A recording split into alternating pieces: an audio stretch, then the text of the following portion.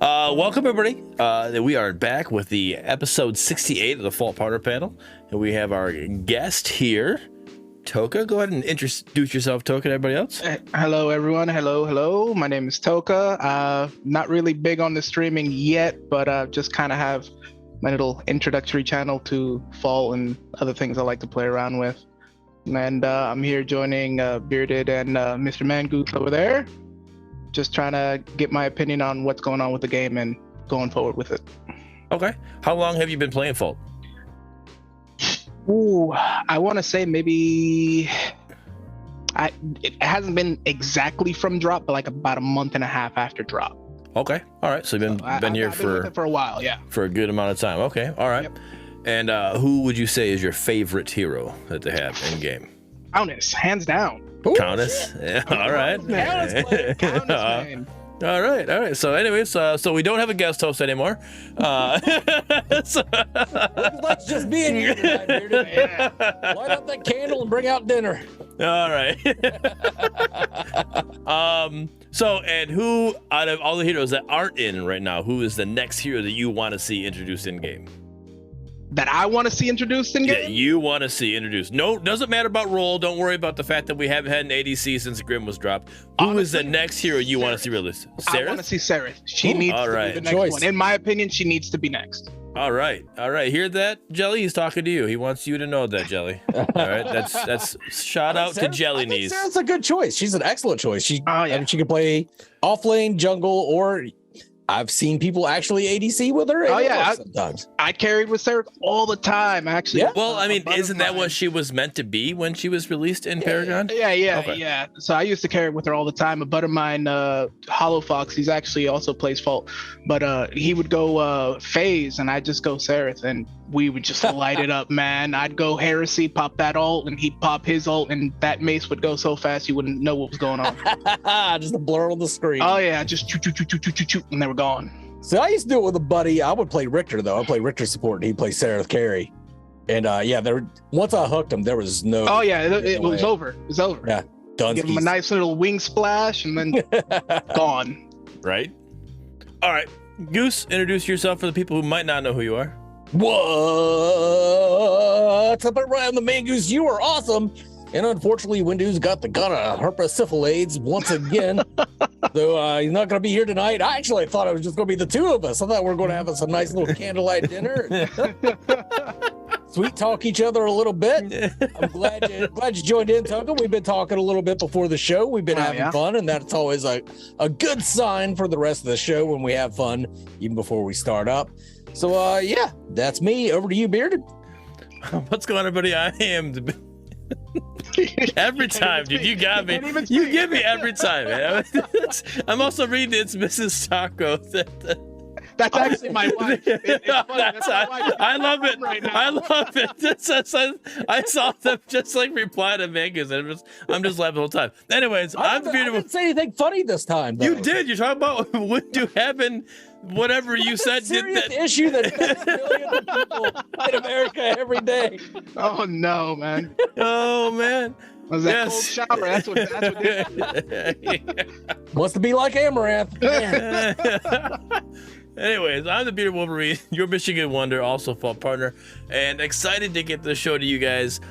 We don't got much to talk about in terms of SMS or what they dropped. We do have a little bit they talk about in their socials. But other than that, we're just going to kind of get to know Toka and his opinion on Fault, and then also talk about the differences between other shows like Mangoose's for the Minions when you'll have this show and that one, and how they can also coincide together. Without further ado, there you go. He was working on it. Right. You can tell I don't normally host this thing. It's all Windu. Yeah. Anyways, Sereth, back to that real quick, because what do you guys think SMS should do with her kit? Because again, do you think they should keep her the same? Like, because she was like a hey, I play everything type character, or do you think they should kind of almost pigeonhole her to a couple rules instead of all the rules? Honestly, I don't think they should ever pigeonhole anybody. Yeah, really. no. Okay, maybe a bad term to use there. I don't know. I'm trying to think of like because Scale again, her like down? like scale her, like maybe limit her to having only being certain roles instead of being everything. Because I think that was kind of her problem, in my opinion, from Paragon. That was her problem, is the fact that she was a jack of all trades and a master of none type thing. Mm-hmm. Like she wasn't good in one spot. She could, if the right person could use her anywhere. Honestly, in my opinion, I believe if they remove one ability or change up one ability, it can change kind of the flow of battle with her and where she can and can't go. And it was, I believe it was her E, where she kind of like did that float up into the air and was Ascendance. Yeah, there you go, Ascendance, where she was untouchable essentially, and she sent out the little clones that would attack. Oh, that was Heaven's Fury. Is it Heaven's Fury? Yeah. So if they change that, carry roll, in my opinion, for her would be reduced by quite a bit. Because now she doesn't have that ability to stay in lane when someone's firing at her. That was really kind of her counter to, getting jumped on. Okay. She did have her escape where she'd fly up and then dash down, but that wasn't really reliable when in lane being pushed. Mm-hmm. So I think there's a lot of things that SMS could do with her, because I think Epic balanced her incorrectly. Epic, the only thing they ever really did with her was they fucked with her numbers, and they would either make them too big so that both teams would always have a Seraph. Like there was about 3 weeks there where Seraph in game was doing like 2k damage per hit. Oh yeah. Like she had the highest DPS in the game ever. Okay. And it was just came down to whoever had the better Seraph, or who fed their Seraph better, was who would win the game. Yep.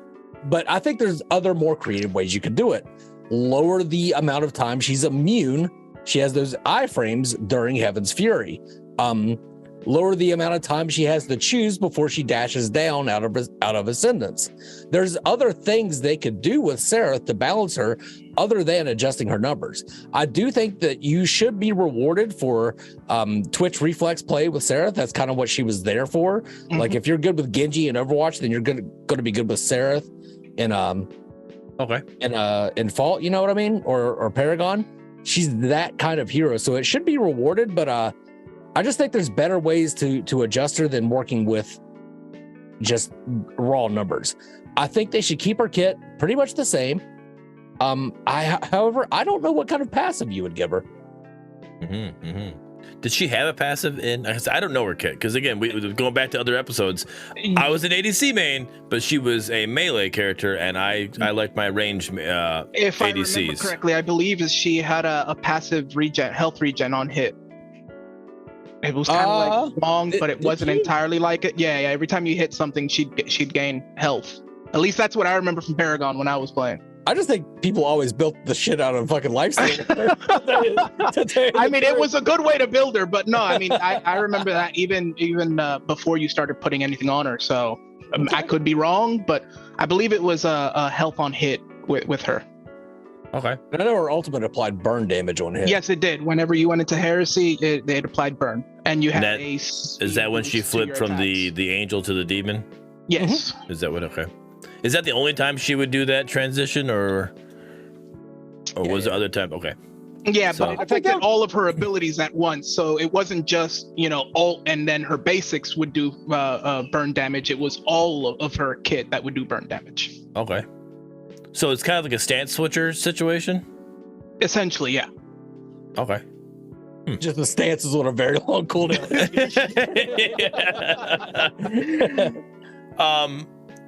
Okay, so you said very long cooldown. So you would switch from the angel to the demon, and you were stuck in the demon until you wanted to switch back you were timed. No, yeah. All right, so it's kind of like Brux's rage and stuff like that. Okay, there was a cooldown on it.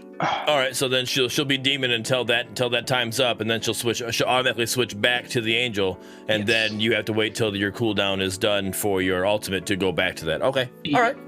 I mean, at this point, like I said, I'm an ADC main, and with Grim being the last ADC that was introduced, and that was like a month after the game was dropped, so it's pretty much when Toka joined.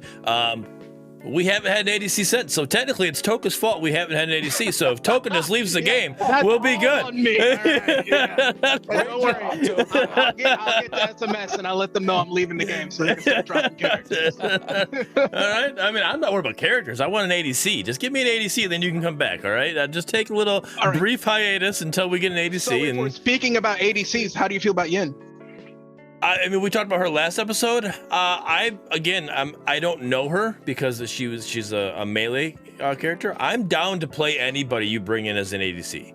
Another one we talked about before as well is Wraith. Wraith wasn't one that I really used because he was one when I played the game. The way I saw him being played was a mid. So I didn't think he was an ADC, so I never really touched Wraith. I could see that all why. relies on play style, though. Like, he was a mean ADC, especially with the little rewind grenade. Oh, yeah. Man. Yeah. His basic attack damage was at the very tippy top high end of mages, but on the very low end of ADC. Mm-hmm. But he could make up for, not having especially with that skill shot, the little Yeah. snipe. Oof, thing was nasty. Yeah. Mhm. So, I mean, again, at this point, you just give me an ADC and I'll be happy. ADCs are so boring, though, man. They're all just like, except for like Yin and Seraph, and for like, what's really the difference between Murdock and Sparrow? You know what I mean? They both just fucking shoot shit. That's why I want Revenant. He just shoots shit too. But he takes you into another realm. Yeah, but Yin can it's either close in or she can make it far away, and you have to make that choice. She can engage really. I don't want to make that choice. There's a reason I pick range. I want to be far away. Yin also had the deflect, so she can send stuff back to people. And that's okay. I'm okay with that. But again, that's in Mangoose's terms, that's just shooting shit. You're just shooting other people's shit at that time. So Back at him. Come back. I mean, I'm okay. I know that's what ADCs do. I understand in that very loosely, talked about way that that's what an ADC is, and I'm okay with that. All right, I just want somebody. See Rev back. How do you think SMS would handle that? Because he was broken back in Paragon. I mean, Well, but Yeah. the controller-based character, I consider Revenant and Morgesh both to be heroes that they added so that PlayStation users could play a mage and an ADC. Yep. And be competitive with them. They give them a setup to where you can easily play them with a controller. That doesn't mean that they're easy to play. I'm not shitting on controller players. It was a little easier for a controller player to target abilities with Morgesh than target like Gideon's Rock or something. Yeah. It was a little easier for them to, you could just build straight ability power on Revenant, and just if you positioned well, then your Hellfire rounds would just destroy people. It's Q Simulator. Just hit Q and things disappear. Yeah. Q Simulator. On the other hand, though, if you were good with your aim and you built crit on Revenant, yes, crit rev. That last shot, ooh. Yeah. Crit rev. Yep, that fourth shot was great. I loved Rev when he came out, right? But obviously, we all know Epic when they released a hero, and most MOBAs anyways, when they release a new hero, they're OP, right?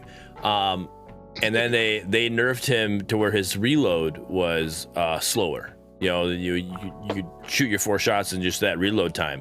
And I just felt like literally there was times I'm sitting there like there's no, like I feel like I'm playing Call of Duty, I'm trying to reload a freaking LMG in front of it and then no coverage. I'm like, all right, let me just take forever doing this real quick, load this LMG, and then I'm gonna sit here empty, but instead of being LMG and having 300 shots, you only got 4. So it's like you did all that time to reload, you shot 4 shots, well, all right.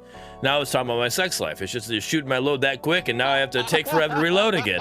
So, I mean, as you get older, it takes a lot longer to reload. That fourth shot, though.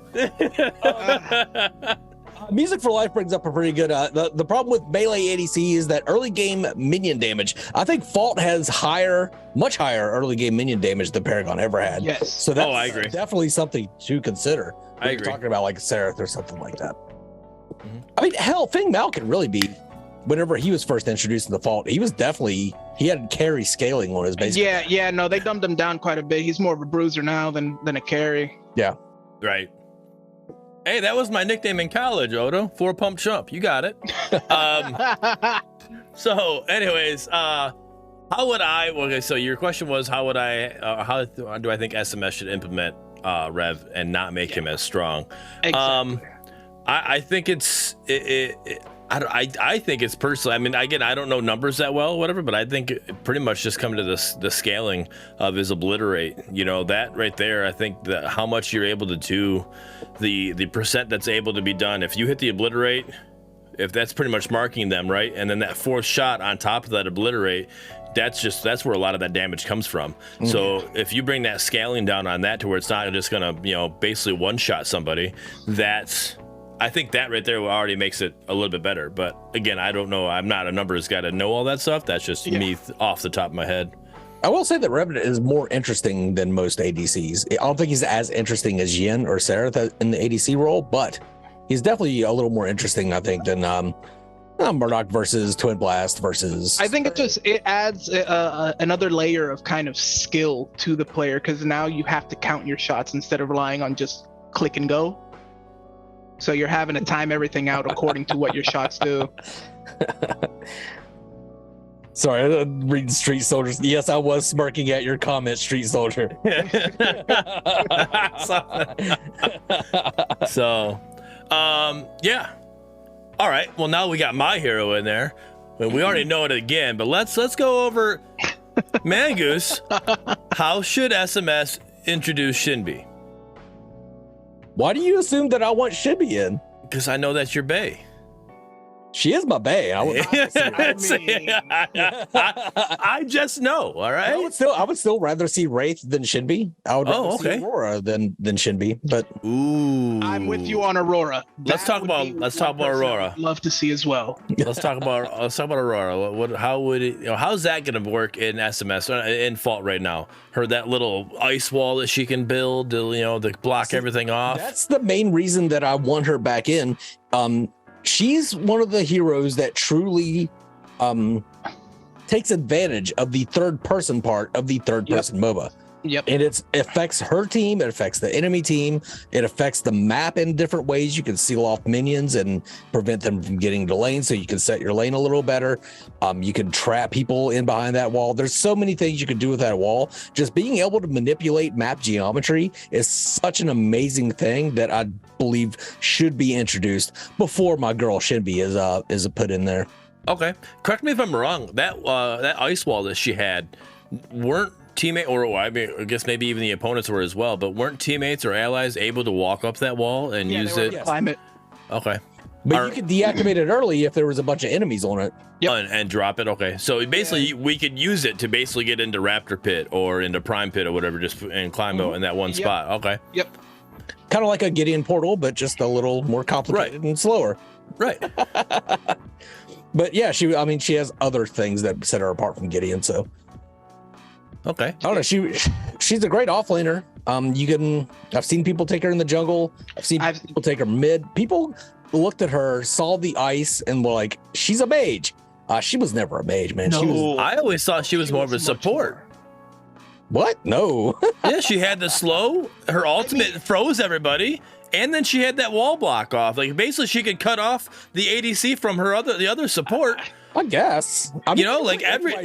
If you wanted to play her like that, but just I don't think you're capitalizing on how much damage she can actually do if you play her support. I'm just saying, I played this game and I got people who drop in with fucking Gadget and Bellica as supports. I'm not saying they're not supports. They're in this game right now with what we have. I would much rather have the other actual supports than what they're giving me, right? Because if you get a Bellica that just is not able to hit her fucking Q, what are you doing for me as a support?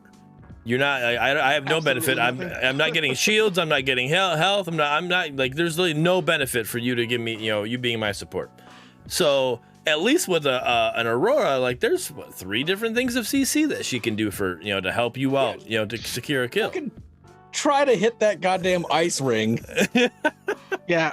In a way that's going to help your fucking ADC. It's not going to fucking happen. It is not going to happen. Yeah, it's pretty hard to hit, man.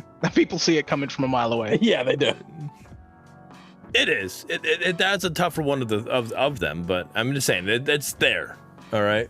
And the ice wall puts you fucking hell out of position, so the like if you fucking ice wall in front of your ADC to block people off, then all of a sudden you're way the fuck out in the middle of nowhere, and then you get stunned by Decker, and then their ADC. Yeah, you just become bait. I would much rather have a Bellica or a Gadget as a hell. I'd rather have a Gideon as a support than an Aurora. Aurora just. Which I mean, lanes her jam, man. She could still, ice clone out of there because she does a little flip whenever she does the ice clone, flips back. But even then, you're still putting yourself in the line of fire to create a wall to save your carry just to let yourself die. I don't think that's worth it. Mm-hmm. All right. Well, with that information, I'm just gonna let it go. So, who was the other one? Wraith. You said you would rather have Wraith. All right, now what you want? All right, this is a big topic in Gen Chat. People want Wraith. There's a half of people or a side of people that want Wraith to his kit to be completely changed because he's too OP, and then there's other people who don't want his kit changed. They want his kit to be nerfed in a way or whatever, but keep his kit. Where do you guys stand with Wraith and how he should be implemented with SMS? Rewind was definitely a fucking stupid, overpowered ability. Yeah, it was broken as hell. Well, so competitively, I think Wraith is probably a little too much. However, how many times did your Wraith save somebody from a definite kill? You know what I mean? Like, how many times did you see Rewind work against you? I've seen it plenty of times in Paragon. So, I mean, I don't know. It all centers around Rewind, really. Like, how do they implement Rewind? How do they balance Rewind? Because that's the ability. That's the ability that people are concerned about. Nobody gives a fuck about surprise. Nobody gives a fuck about his abilities are named so stupidly. Yeah. I don't know. I thought surprise was one of the more annoying ones, especially in a team battle. When you got someone low, he'd just jump in, invis, and they'd get the hell away, and you never knew where they went. But I mean, in a MOBA though, getting somebody to back is almost as good as getting a kill, really. True. So if he uses his ultimate to just get somebody out, then I think you've won that fight. Just you hardly ever saw it actually used as an engage, which is what everybody, when people saw surprise, oh, you can invis your whole team. Oh, we're going to stack up, invis, and rush in on this person. But everybody hears it from a mile away. They're and then, I don't know. I've seen quite a few plays with the surprise that were very, very effective. Where he came in to save somebody, that person gets out, but the team, the rest of the team was right around the corner, and they were able to surround the enemy team and win the fight. So on top of the fact that he saved one of his partners, he got the whole team to gank the enemy team. They won the fight, and they were able to push. So I've seen that, but just very, very rare. I think it was far more common that he used it to just escape himself or help somebody else escape. True, but just having that tactical advantage when used correctly, could literally change the whole outcome of the battle. It could literally change. I think his I think Rewind was a far more impactful than his actual ultimate. I've never seen it used correctly enough to see a difference. Oh, really? Yeah, I mean, I get exactly all what you guys are saying, but going back to the surprise, music brings up a great point. A bear is able to sniff the invisibility. So basically, if a Kalari is in the area, you could sniff, even though she's invisible, and then you just see that little icon above her head. So you just basically just gives her away. So one, do you think that should be possible? And two, how do you think that should work with Wraith's surprise? I mean, go ahead, man. If we're going to abide by just strictly video game wise, then I don't think it should be possible. But if you really think about it, you should be able to smell somebody that's invisible. That's where I was going to go with it. You're smelling them. It doesn't matter if you see them or not. You know where they're at by smell. Yeah. Especially with it's a bear with the keen sense order. Now, what if it was? Because I think when you get that, when you are the person being smelt, right? the whole enemy team can see that indicator above your head, right? Yep. The whole team don't have the keen smell of a bear. Do you think it'd be something that like maybe only the bear's gonna see that indicator instead of letting the rest of the team know that that's where that person's at? Do you think that's a way of kind of nerfing that? So basically what you're saying is he who smelt it dealt it? Right. Yeah. So he exactly. I feel that's fair because I was going to bring up, since you mentioned Kalari earlier, when Kalari slips into the shadow plane, she can see wards and stuff, essentially. So if they use surprise and she slips into the shadow, would she be able to see them since she herself is invisible? She should be, yeah. I would say so. Would it be fair? Because when you see an enemy, the rest of the team sees them as well. Would it be fair for the rest of the team to see them when Kalari's the only one in the shadow plane? I think they should see them on the mini map, but not see them. Fair.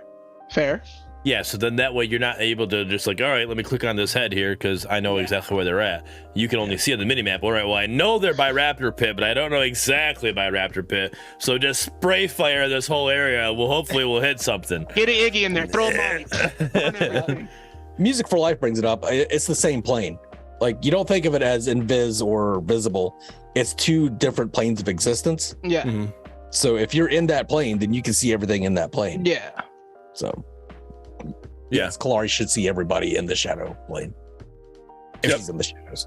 And I agree with Which that. would also be a good counter for Kalari. If you're playing Wraith, you could surprise. Oh yeah, and then just spot and her then out. your whole team sees Kalari. All right. Well, speaking of Iggy, we are doing the Iggy Mastery Race. All right.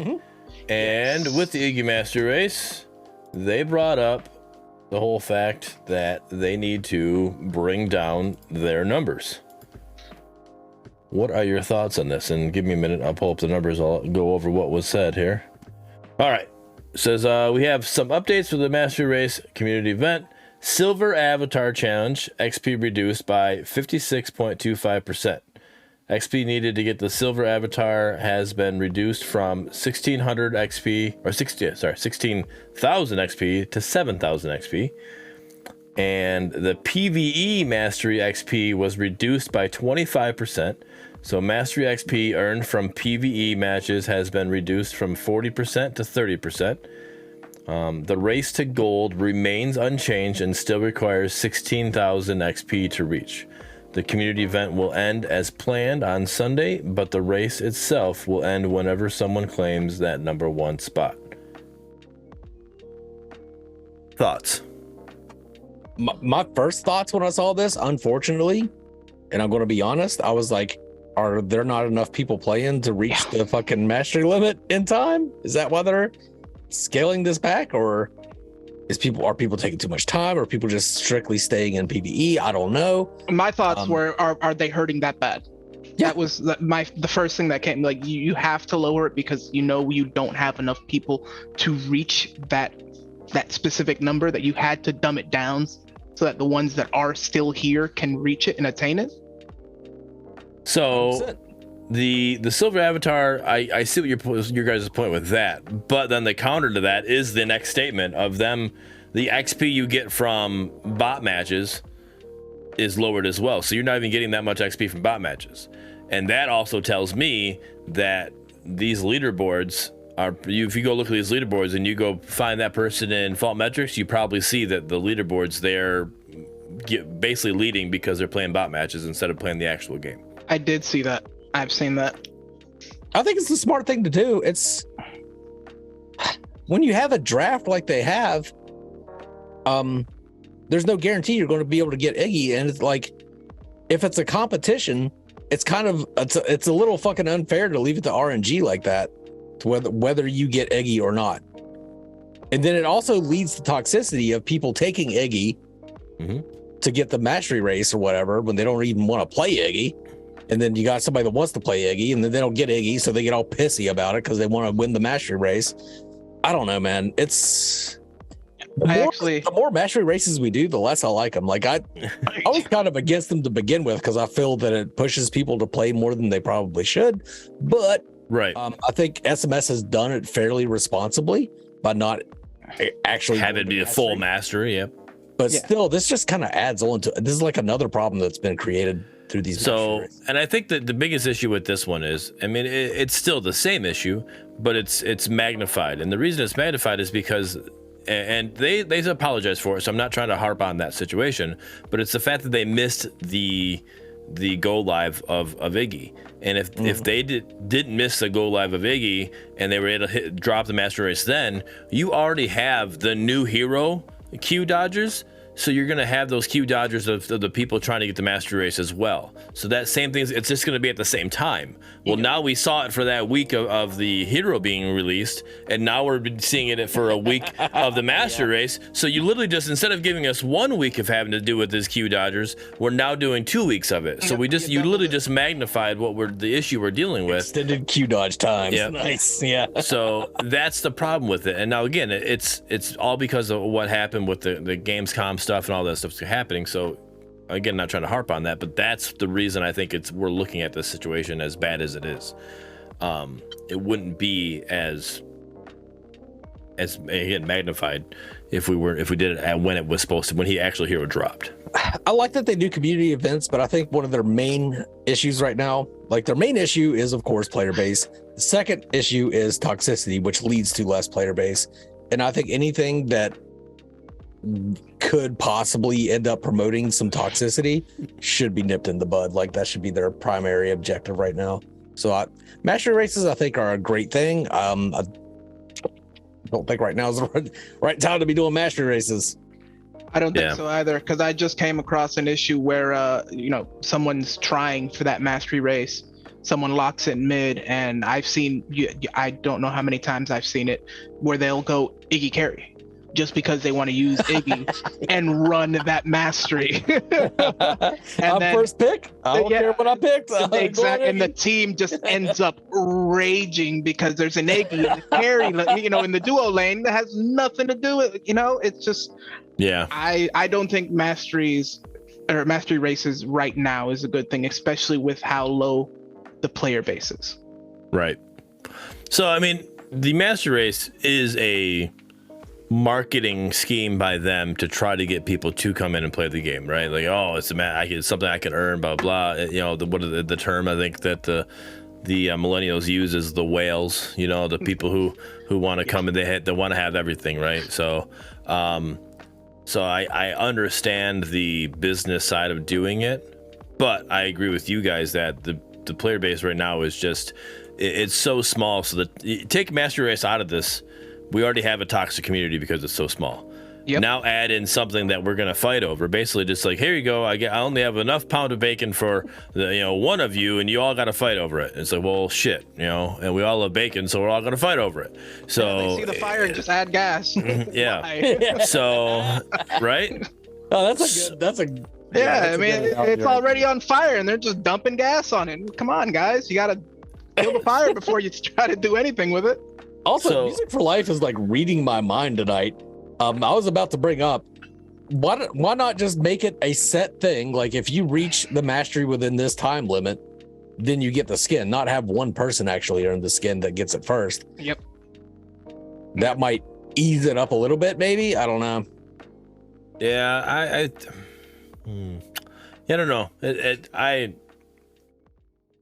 I'm never one that's ever been. I never partook in any master races because it's never been that big of a deal to me, right? Just because, I think it's more of this because I know that I don't have the lifestyle that I can do it. If they ever come out with a Murdock master race, which that's my favorite character, I'm not gonna have the time. I played this game 2 days a week. Monday and Tuesday are my stream days that I played this game. That's it.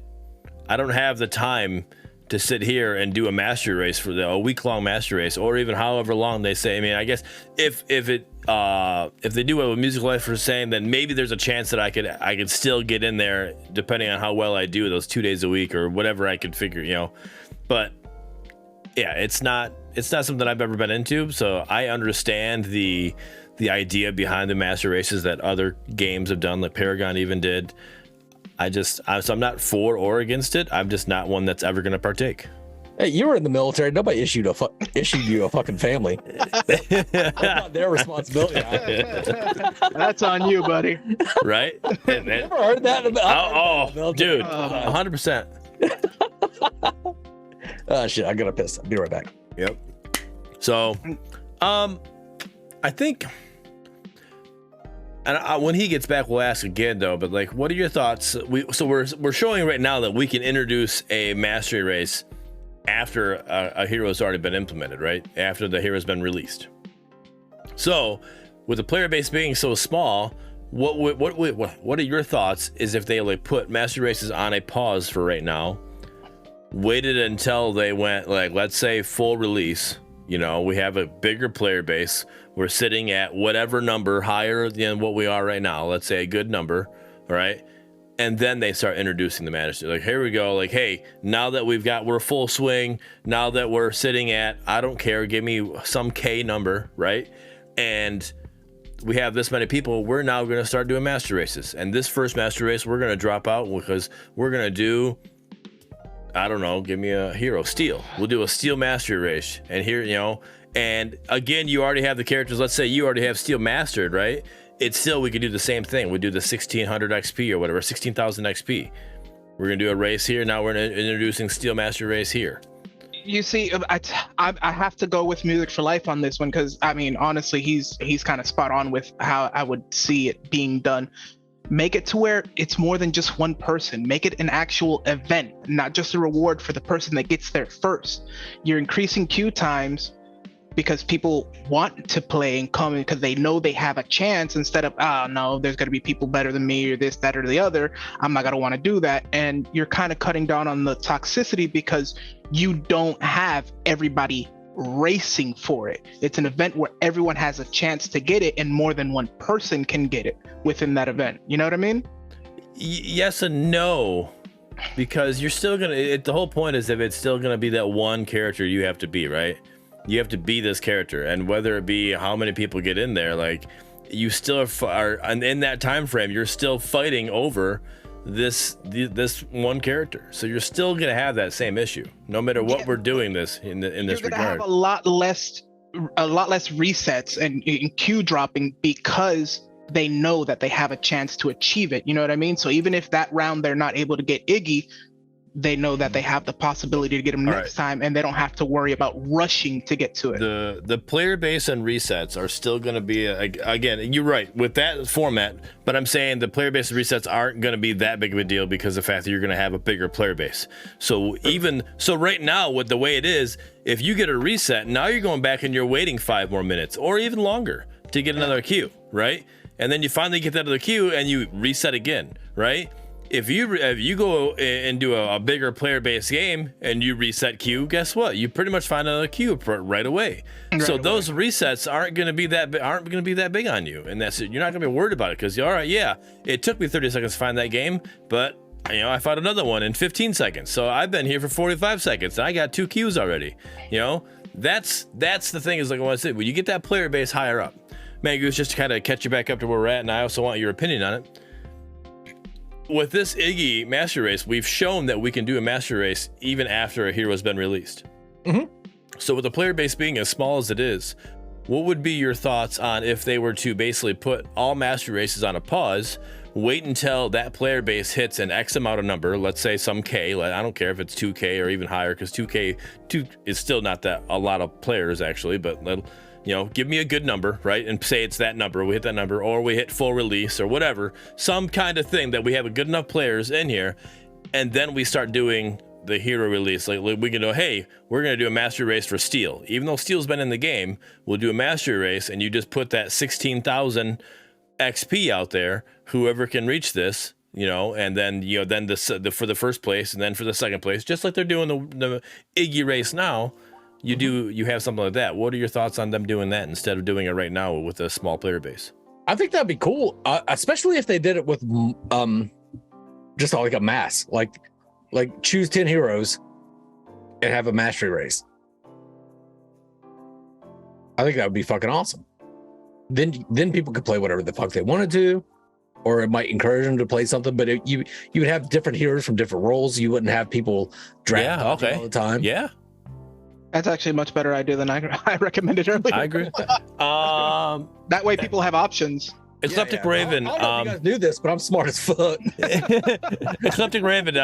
No, they're not giving away a skin. It's an avatar, actually. Yeah. They're giving an avatar for that person who wins that, and then I think it's like 50 people or whatever, the next 50 people or whatever that get second place or get it to that in a certain time frame. Or maybe it's everybody who gets it into a certain time frame. I don't know. I don't remember the exact situation. They get the silver avatar instead of the gold one. So, yeah.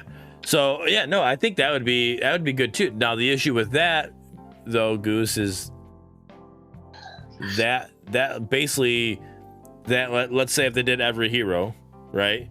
We have what, 25 heroes right now? That's 25 master races, or we've already done 2 of them, so let's say it's 23 master races that we could do. And that's 23 events, right?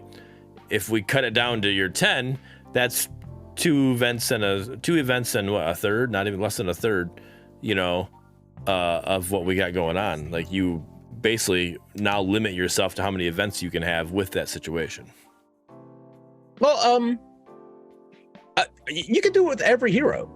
Just whoever gets that amount of XP within that time gets this Iggy avatar. So if you want that Iggy avatar, got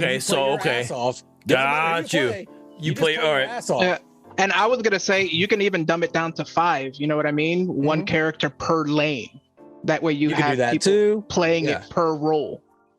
There are a lot of things you could do, I think, but just having it just Iggy, and then that it increases the toxicity, and that's what we're trying to avoid here, is any sort of toxicity at all in Fault, because that has been the main contributor, I think, to the low player base. But the low player base is their main problem. So anything they could do to solve that. Catch 22. Yeah, no, I got it. Yeah, that makes sense. I think the issue you have with that, though, again, just playing devil's advocate, though, would be that takes away from the actual term of mastery race. If you're using somebody else to get the XP, you're not mastering that hero to get that avatar or whatever the item is that's being given away. So it does. It really does. It still encourages people that like Iggy and want that Iggy avatar to work hard for that Iggy avatar, but I don't know. It's weird. It's a weird situation. So, all right, let's catch up on chat here real quick. Eclectic Raven says, to be honest, toxicity in a MOBA is always going to be there. The only way to get rid of the toxicity is to ban the toxic players if they're being super toxic. There is a difference between being toxic and being passionate, right? Yeah. 100%, yeah. Everybody loses their shit every now and then. Right. Everybody loses their shit every now and then. I've done it. No, you haven't. I've never heard Bearded do it, actually. You fucking weirdo. But goddamn. I've never played with Toka, but Toka, have you ever lost your shit in a game? You see, I'm not one to lose. Hey, Mrs. Taco, has Toka lost his shit by playing a game? Hey. No, honestly though, in situations like that, I don't really type my toxicity. I just shut the hell up. I get quiet, and that's when I'm tilted as hell. I just get quiet and I say nothing. So if you ever join my stream and I'm just completely quiet, I'm fucking tilted. Thanks for the honesty, Mrs. Taco. I appreciate it. Hey! Hello! Rat me out like that. But there's definitely a difference between just constant toxicity, and then we've all known players throughout Fault's history that were just constantly toxic to where people just knew their names. Yeah. Like Mangoose. Yeah, like Mangoose, definitely one of them. But no, like, I don't know. It's such a hard thing for them to solve. And like, I brought this up during For the Minions, was the Death of a Game Heroes of New Earth, where that was kind of their problem too. Yeah. Yep. They just had the most toxic player base out because they were competing with Dota 2, League of Legends, and then Heroes of New Earth. You don't hear about Heroes of New Earth anymore because they had a fucking toxic ass community. Yep. And I know people will say now that League of Legends was is super toxic, or Dota 2 is super toxic, but apparently it was nothing compared to Heroes of New Earth back in the day. I didn't play it, so I don't know. Not at all. So I want to for a little bit, and then I was like, yeah, no, I'm not dealing with it. That should say enough. So Street Soldier says there is toxicity in every game, and MOBAs are for sure toxic. You will never get away from it, no matter what you do. You just notice it a lot more because of the small player base. If the player base grows by 50%, the toxicity will grow by 40%. Although I don't think we should be basing anything on toxicity. And I agree with that. That's kind of it's never gonna go away. But if SMS, and this is my plea to SMS, to start marketing and start growing this player base, because that's the biggest thing that you guys have against your game right now is the lack of player base. All right, if you bring in 10 people, all right, there's a good chance not all 10 people are going to be toxic, right? And if 6 of those people are toxic, the other 4 aren't. So that's a 40% chance that, you know, hey, we brought it, you know, if you just keep doing that, like, all right, we bring in 10, bring in 10, that number is gonna get better. Like, the chance of you seeing a toxic player is gonna be better. Like, again, the majority of them are, I get that, but you're still gonna have a chance. So you're gonna go into a game and it's like, here we go, at least this one's not toxic. So the more people you bring in, the less toxicity you're gonna have. Is what I'm saying. Personally, I think that, you know, when we get full release and we actually get a actual rank system, I think it might help clear out a little bit of that, at least in the average play scenario of it, because a lot of people are taking this whole ELO system too damn strong right now, and they think that that's the whole competitive play of it, and we don't have a rank system. ELO, in my opinion, doesn't matter to me. You win some, you lose some. It's just. From my experience, though, this is an experience with a different game. Here's the Storm. You had Quick Match, and then you had Storm League, or you had different, or Hero League, different variations of ranked play throughout that game's history. But people were way more toxic in Quick Match, which had no fucking stakes whatsoever. And the reason was the people that were being toxic always sucked. It was people that couldn't make it in ranked play, so they would just play Quick Match and then get pissed off at their team. So I don't even think that's like a solid answer to toxicity. And to everybody that says that, you know, in MOBAs you will always have toxicity, as somebody with a bit of more of an inside track in SMS's history, I would say that they encouraged somewhat the toxicity from the beginning. I don't think they made the proper distinction between a competitive player and a toxic player. Like, you can have somebody that's really good and talks a lot of shit, and then you can have somebody that's really good and encourages other people. Even from the beginning, like throughout testing, like it wasn't testing, it was, hey, streamers, come play the game, see who's better. Like, you know what I mean? Right. And it kind of fucked things up going forward. I think they've walked that back quite a bit, and they've gotten way better at that. But that's a bit of the problem with SMS and Fault, is they poisoned the well from the very beginning. They had that terrible release, which wasn't completely due to the internet fucking failing the day they released, but it had a lot to do with that. They poisoned the player base from the very beginning, so that a lot of people that tried Fault hated it and will absolutely under no conditions will come back to it. And a lot of that has to do with the toxicity. I don't know, man. There's a lot. Hindsight's 2020. They could have done so much way better, and they're kind of paying for it now. And hopefully they can come back. They can claw that back and do some things that'll change things up. But as far as like every MOBA being toxic, I don't think we're going to see the levels of toxicity that we see in Fault. I don't think we're going to see that in OverPrime or Predecessor. Mainly because they have a larger player base, and of course the toxicity is going to be spread out. I did experience toxicity in the beta test for both of those games. It was just few and far between, but I think that the environment that SMS created at the beginning of the game bred toxicity, and that toxicity is carried forward. And even if it hasn't carried forward and they have stymied it a little bit, that's what people remember about Fault. That's what they remember about their first experiences with Fault, and that's why they don't come back. So I really just want to touch on Toka's comment about bringing a rank situation. The issue with that is the same issue we've been talking about before, Player and it's the player base. If we bring in a ranked role right now, and I said the same thing, they're talking about bringing an ARAM map in, right? So that you're going to have a custom mode, and you're going to have the casual mode that we have right now.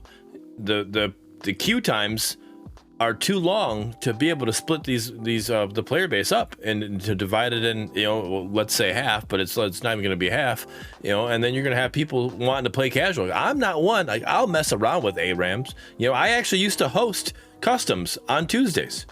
I used to host every Tuesday. I love doing customs occasionally, but the majority of the time I played the game, and that was before I did this show. So I played Monday was regular games, Tuesdays was customs, and Friday was regular games. So I still like my regular games. I prefer them over customs. I'm not going to want to sit here and play ARAM because that's the only thing that I can actually queue into. So I think they need to do something about the player base to get that fixed. Bring in a rank mode, do the same thing. Yeah. I don't know what you're talking about, Music for Life. Everybody in those betas was fucking hella good, and I was just way better. That's the only reason. That's the only reason. And I speaking of that though, I believe you're right though, man, Goose, because like with Pred isn't as what's the word? No, it's not as still competitive, I guess, but it's. They're not as focused on the competitive environment as Fault was. Right. So it's easier for a new player to go in and play the game. They can pick it up and play it and still have fun with it. And us people who are good with that style of game by playing Fault can go in there and pick it up really easy and play it as well. So you're not having people like you have new people come into Fault and they're playing and it's like, what the fuck are you doing in this lane? Why are you in? I had somebody come in and take jungle and they were like, they're supposed to be a solo laner and they're in the red buff at jungle. Like, what are you doing red buff, dude? You're literally the other side of the map right now. That's where you should be, and it's just like people it's like, that's like, you don't have that much in Predecessor because it's just like, hey, it's easy to pick up, we'll play it, right? And that's just something small. Like obviously there's other issues with Fault with being so competitive and hard to understand for which is something we've addressed before. I think people should start at 0 elo. Yes, they start people at silver. A silver elo player in Fault is a fucking platinum or diamond player in Predecessor or OverPrime. See, I want to comment on what Raven just said. He said here, man, we're all new at MOBAs at one point. The thing is that the good players should be more like teachers and bullies. That will attract more players. I believe that some of the top players do not really want more people to play. I've seen it kind of from that perspective as well, where I've seen people try to give advice to people that aren't as good, I'm guessing, but I mean, who's to say who's good and who's not? And they take that offensive because they feel like they're trying to be taught a better way when they think they're good. And the toxicity doesn't come from the person trying to help, but it comes from the person receiving that help, where they take it the wrong way and they escalate that. That does happen. So it's hard to do because people just get in their feelings really easy. Right. Mr. Taco says I can say I stopped playing the game because how toxic it was, new to the game and trying to learn, but team doesn't help, just spams chat being rude. So there's one thing that I see people tell people all the time just to get in there and get better at the game, and you could do it this way. I advise to do it slightly different, right? Go into the game, play the game. If you see somebody being rude, mute that person, right? What they tell you to do is they just, hey, go into the game, mute all, right? And that's the way you can do it. You can do that, get better at the game, and then that way when you are feeling like you're better at the game, you can stop muting all and you can, actually communicate with the team. I think not to do that, because then when you mute all, when you do have that nice person that's trying to help you out, you don't see that chat.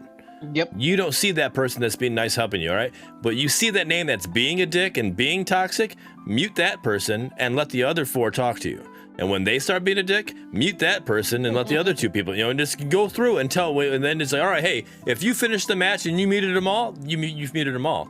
But you don't have that chance of meeting that person that's going to help you out, right? If you go in, you keep playing, and then it's like, all right, you find that person, then you can actually probably send that person a friend request, and you can play with them more often, and you can start growing your community that you can play with.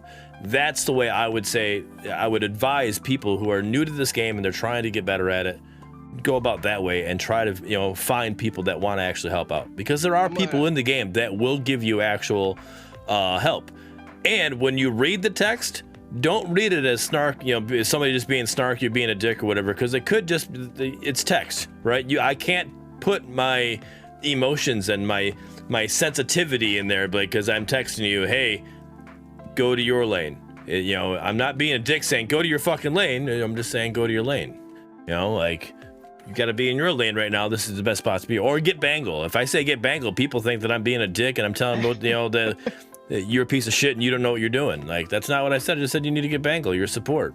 Yeah, I'm going to add on to that, though, because I've seen people do the whole mute all thing, and then the other players think that he's just being a troll, even though he's just trying to learn. And since they muted everyone, now you have even the people that are trying to help upset with that one person because they're not listening. It's not that they weren't listening, they just muted all. And then when they get into the next game, those people are going to see that person and be like, oh, he's going to mess up again. We don't want to play with him. So it's better to just kind of mute the people that are causing the issue and stop that so that you still have communication with the rest of your team. Right. A lot of it comes down to pre-game communication too. A lot of times if somebody comes in and they're like, hey guys, I'm pretty new to this game. If you have any pointers, I would appreciate it. A lot of times that's a lot more well received and acted upon than if somebody just starts fucking up constantly. You know what I mean? Right. I don't know. All right. So actually now saying that, do you personally feel that there's a lane that would be easier for newcomers to the game to play first and get a general understanding of it before they switch over to other roles? Yeah. Solo lane, not support. Yeah. Solo lane 100%. Everybody always fucking says support all the time. No, support is very, very important. Play support. You'll be fine.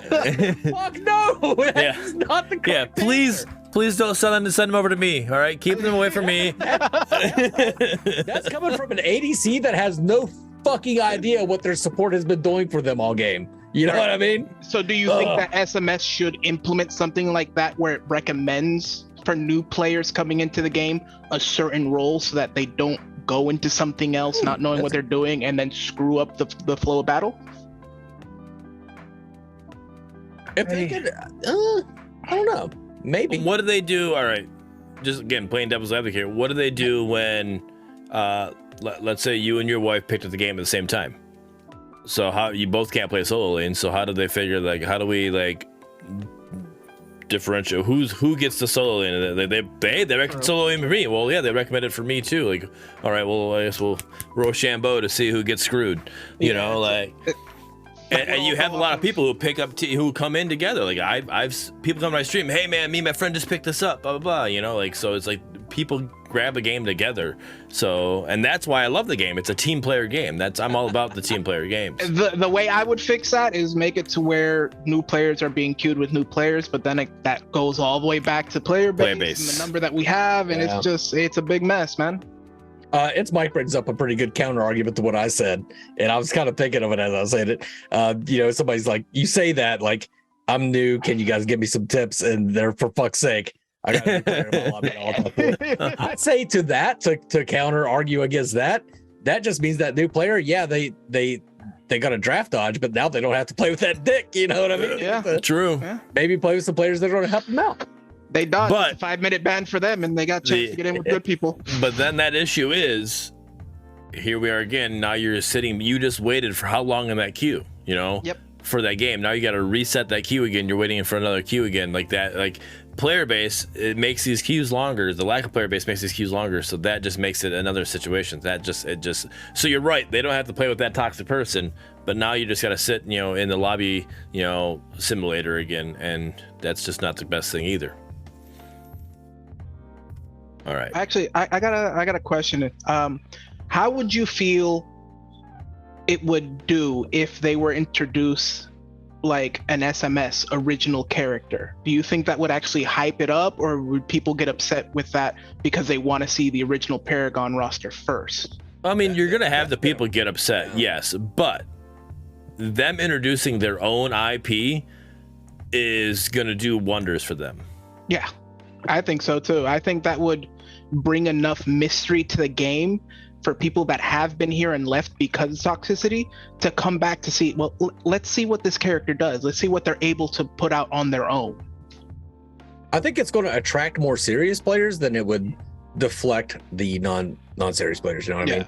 I think it would inspire confidence to see that they've been able to create their own IP and implement it into the game. Again, you are going to have the people that are like, oh, fuck, man, they're doing their own shit instead of Shimby. What the fuck? Yeah. But I think most players would understand. Most people are pretty smart. It would see that, like, holy shit, okay, these guys are pretty serious about this game. Right. Yeah, no, I just think I agree with everything Mangu said. And I just think that, I mean, if they're going with the all Paragon heroes first, then that's fine. But if they are able to introduce their own IP hero for, you know, within that time frame, I just think that's going to do anything that they can do that's going to help separate them from Pred and OverPrime is going to be good. All right, they need something that's going to help pull them out of this toxic hole that they're in right now. Funk, man, they're in a hole. They're in a hole, unfortunately, because the game is not bad. It really isn't. It's a decent game. It plays great, but the community, man, jeez. So, Mangoose, I see your friend here followed. Scorpion, thank you for the follow. Scorpion WV, he must like your hat, I'm guessing. So. But thank you for the follow, Scorpion. Am I wearing it? I am wearing it. Yeah. That's why I said it. That's. I don't know what I'm wearing. I can't see it.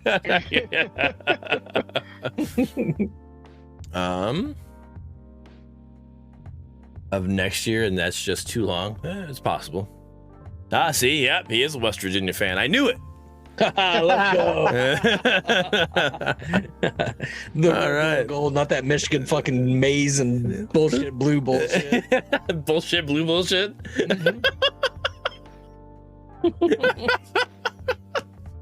Oh shit. All right. I mean, so hey guys, I just want to point out real quick. The two only West Virginia fans are here right now, one on the stream and one in chat. All right, so that tells you right now that West Virginia is not playing right now because they would be watching the game. My mom. My mom. I thought your mom's name was Scorpion. No, you know my mom. Dad. Jeez. Oh man. All right. WVU is like one of the number one. It's always been one of the number one goddamn party schools in the fucking nation. Say that right, goddamn now. I went to a WVU game once, WVU versus Virginia Tech, and we goddamn beat them. This was like way back in like 90. They beat Virginia Tech last night. He just said. Hell yeah. Motherfuckers were pulling goddamn entire fucking mobile homes in the road and lighting them on fire and just fucking having fun. It was insane. That sounds like a sock cap type thing right there. All right. I'm actually going to read out Music for Life's comment here. In my opinion, if they want to stick to the roster, they should release new characters, new heroes like they did every 3 months in Paragon to keep the game engaging. I get it. I understand where you're coming from. That wasn't every 3 months, I'll tell you that right now. I don't think SMS could handle dropping characters that fast. No. Not with all the debugging you have to do when implementing a new character, animations, this, that, and the other. It's a lot of work. It is a lot of work. And Paragon did every 3 weeks. And that was something that was an issue that even a AAA company like Epic had with doing it every 3 weeks. Every 3 months. It's like Spike says, SMS has 4 devs that can't handle one hero every 1 year. That's a little harsh there, Mike. But it's a little harsh. But I mean, they're definitely a lot smaller of a team. You know, I don't know the exact numbers of SMS. I don't know the exact numbers of Pred. I don't know the exact numbers of OverPrime. I know OverPrime has the resources of Netmarble to help them basically just, you know, push out a lot of stuff real quick. Everything out, yeah. I mean, just look at OverPrime and how they did their map. They went from having a legacy map to now they're having what they call Agolith. You know, it's a combination of Legacy and Monolith. Look how quick they put that map out. You know, that was pretty damn quick, and that's because that's thanks to the resources they get from Netmarble. And again, I'm not saying that Soul Leave's not a capable team. They're able to put that stuff out there, but those resources are big. Predecessor, I believe, also has a bigger team than SMS. So again, SMS just has they're a smaller team. They got a lot going on. So to put that many out that quick, I just don't see them be able to do it. I also think, as evidenced by their marketing and all that kind of stuff, that they have a workflow management problem. I think that they could probably... What marketing? Yeah, exactly. There's definitely a workflow management problem within SMS. Like, I think they could probably streamline their processes a little bit better, even if they don't have that many people. They definitely need to do something. Right. Ecliptic Raven says, what about letting players create new heroes like a mod form or something? They actually do have something very similar to that, Ecliptic Raven. Now, we've yet to see if they're using that or utilizing that or not, but in their Discord, it's actually called Concept Vault, and you can drop, there's Art Vault and then Concept Vault, right? So if you want to drop some art down, like we were talking about Alsalsa 2 episodes ago, and dropping some art in there, but Concept Vault, and that Concept Vault is either hero concepts or even item concepts. We've seen a lot of people put in item concepts in there, and recently we got people put in their hero concepts as well. So there is something that SMS is able to pull from, but again, those are just like, here you go, here's numbers and ability ideas, right? That's not actually building the character, and making a 3D model and stuff like that out of it. I think that's where the biggest part of it, comes from. That'd be the hardest part to do, I think, would be making the 3D model, 3D working model of something, to make it into a game. I mean, they have assets for the Paragon models and they're still struggling with those, so. All I want is auto mute chat, instant more fun. I mean, I guess I don't know. Again, I still disagree with that. I mean, if that's what you want to do as a person, I mean, as a gamer, that's more power to you. I mean, I just think that it's better for people to mute individually, like I was saying earlier, Doyle. Yep, I agree. So yeah, but Doyle rules. I said that to him the other night when they came to my stream. Doyle rules. Oh yeah, too much alcohol. Banana peel off cliff. Alcohol take the wheel. Have a function to have chat muted before draft. Easy. I think, I don't know. I still stand by the whole wait until somebody actually is toxic and then mute that individual. Mm-hmm. I don't know, some people just can't fucking let it go though. Like they see that one comment and that's enough. Right. Plus, there's people that just like to feed into that shit. So. And then you got people like Brandon. I know Brandon's just memeing here, or maybe Brandon's not memeing, but the people who want all chat. Now that's something I completely disagree with. Bringing all chat, there is no point in a toxic game itself already to bring all chat. That's just going to, again, you want to breed toxicity. That's how you're going to do it. Mm-hmm. Rarely do people use all chat for what it's nice to use it for. Right. I've played games with all chat, and I've had I've given props to the enemy team. Like, yeah, hey, man, that was a really good play. No, I've seen you do it, but it's not common. Right. Most of the time, it's gonna be like, we got you. You know what I mean? So, you suck, jackass. Yeah, like that going. Oh, okay. So Ecliptic Raven, I'm talking about allowing players that can do it, make a hero, and put it in the game for like a week and get people's reaction to it. I don't know how they would be able. I don't know how that would work. That would take a lot just to try to get the character in for a week, and then honestly, if you're that good enough, they'll probably hire your ass. So just putting that out there. Yeah, I don't know. I don't know how that would work. Build a model, give them the abilities. Map out the abilities, give it their damage and speed and all of this ratio. They're gonna hire you. Why are they gonna say, oh yeah, we'll put it in here for? No, they'll just hire your ass. Yeah, I know, right? Yeah, but I just don't know. I mean, trying to implement that would be way too difficult for them, especially if it's just for like a week. No, they definitely have to be longer, and there's just I mean, I see. It would. I did do that, yeah. I didn't, and Eclectic says that they do it for Fortnite all the time, and then it also says, well, good, then it'll help grow them, and it would help grow them. So I mean, and they do that with Espada. Espada's their map guy. Espada came on, was a junior mod, jumped up to being a mod, and then grew and become a dev because of what Espada was able to do with all the stuff that was going on. And now Espada's the map dev, you know. So they will do that. You know, they brought before he had to step away, Jay Offlane was their art guy. He's the one that did all the cartoony avatars. You know, he brought in so he was one of their art guys, you know. So they do stuff like that, you know. I mean, so if you have that ability, or if anybody has that ability, show it to them. They'll take care of you if they're able to. I want to read a quick comment from my Mountaineer brother here. Yes. I think muting chat is counterproductive. Even the douchebags and their toxicity sometimes give advice that can be beneficial if you can get over the insults and the berating. I think that's 100% true. A lot of times, yes, people are giving advice. They just don't have tact. They have zero idea how to talk to people. Yes. So, like, if you can get past that, then yeah, you're all right. I don't mute people. I literally don't mute people. But when I play the game is when I'm streaming, and when I'm streaming, my webcam sits over top of chat.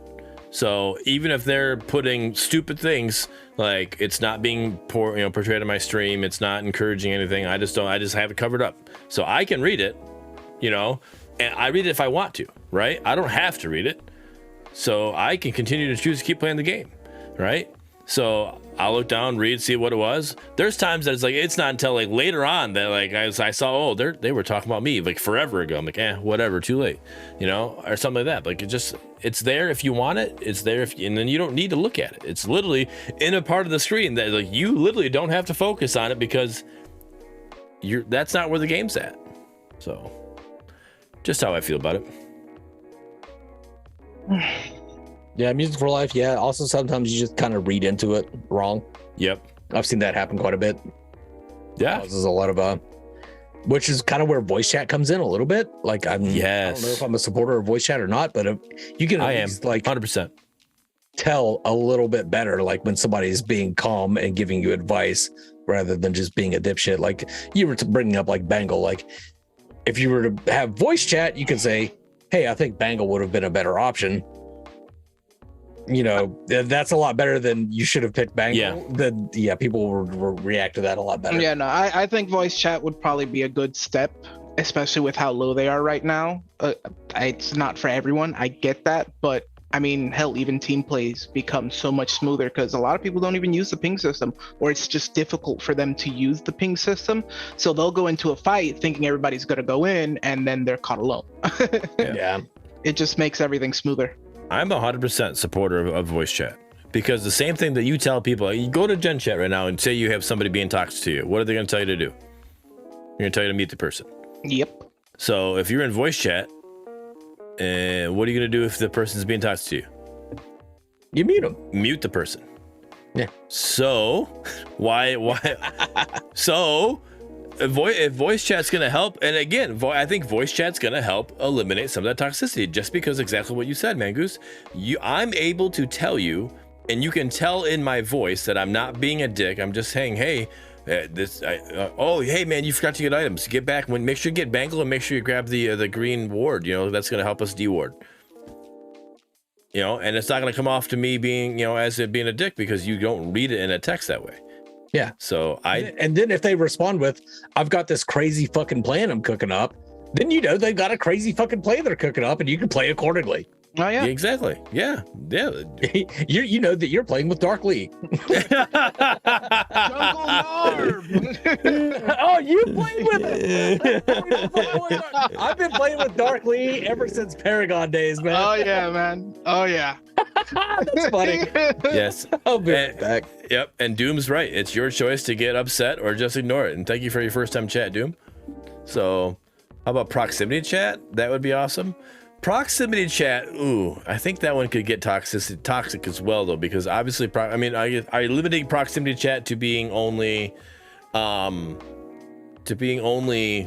your team, or is it going to be all proximity chat? Because I think that could definitely lead to toxicity there. I could imagine he only meant the team and not enemy team.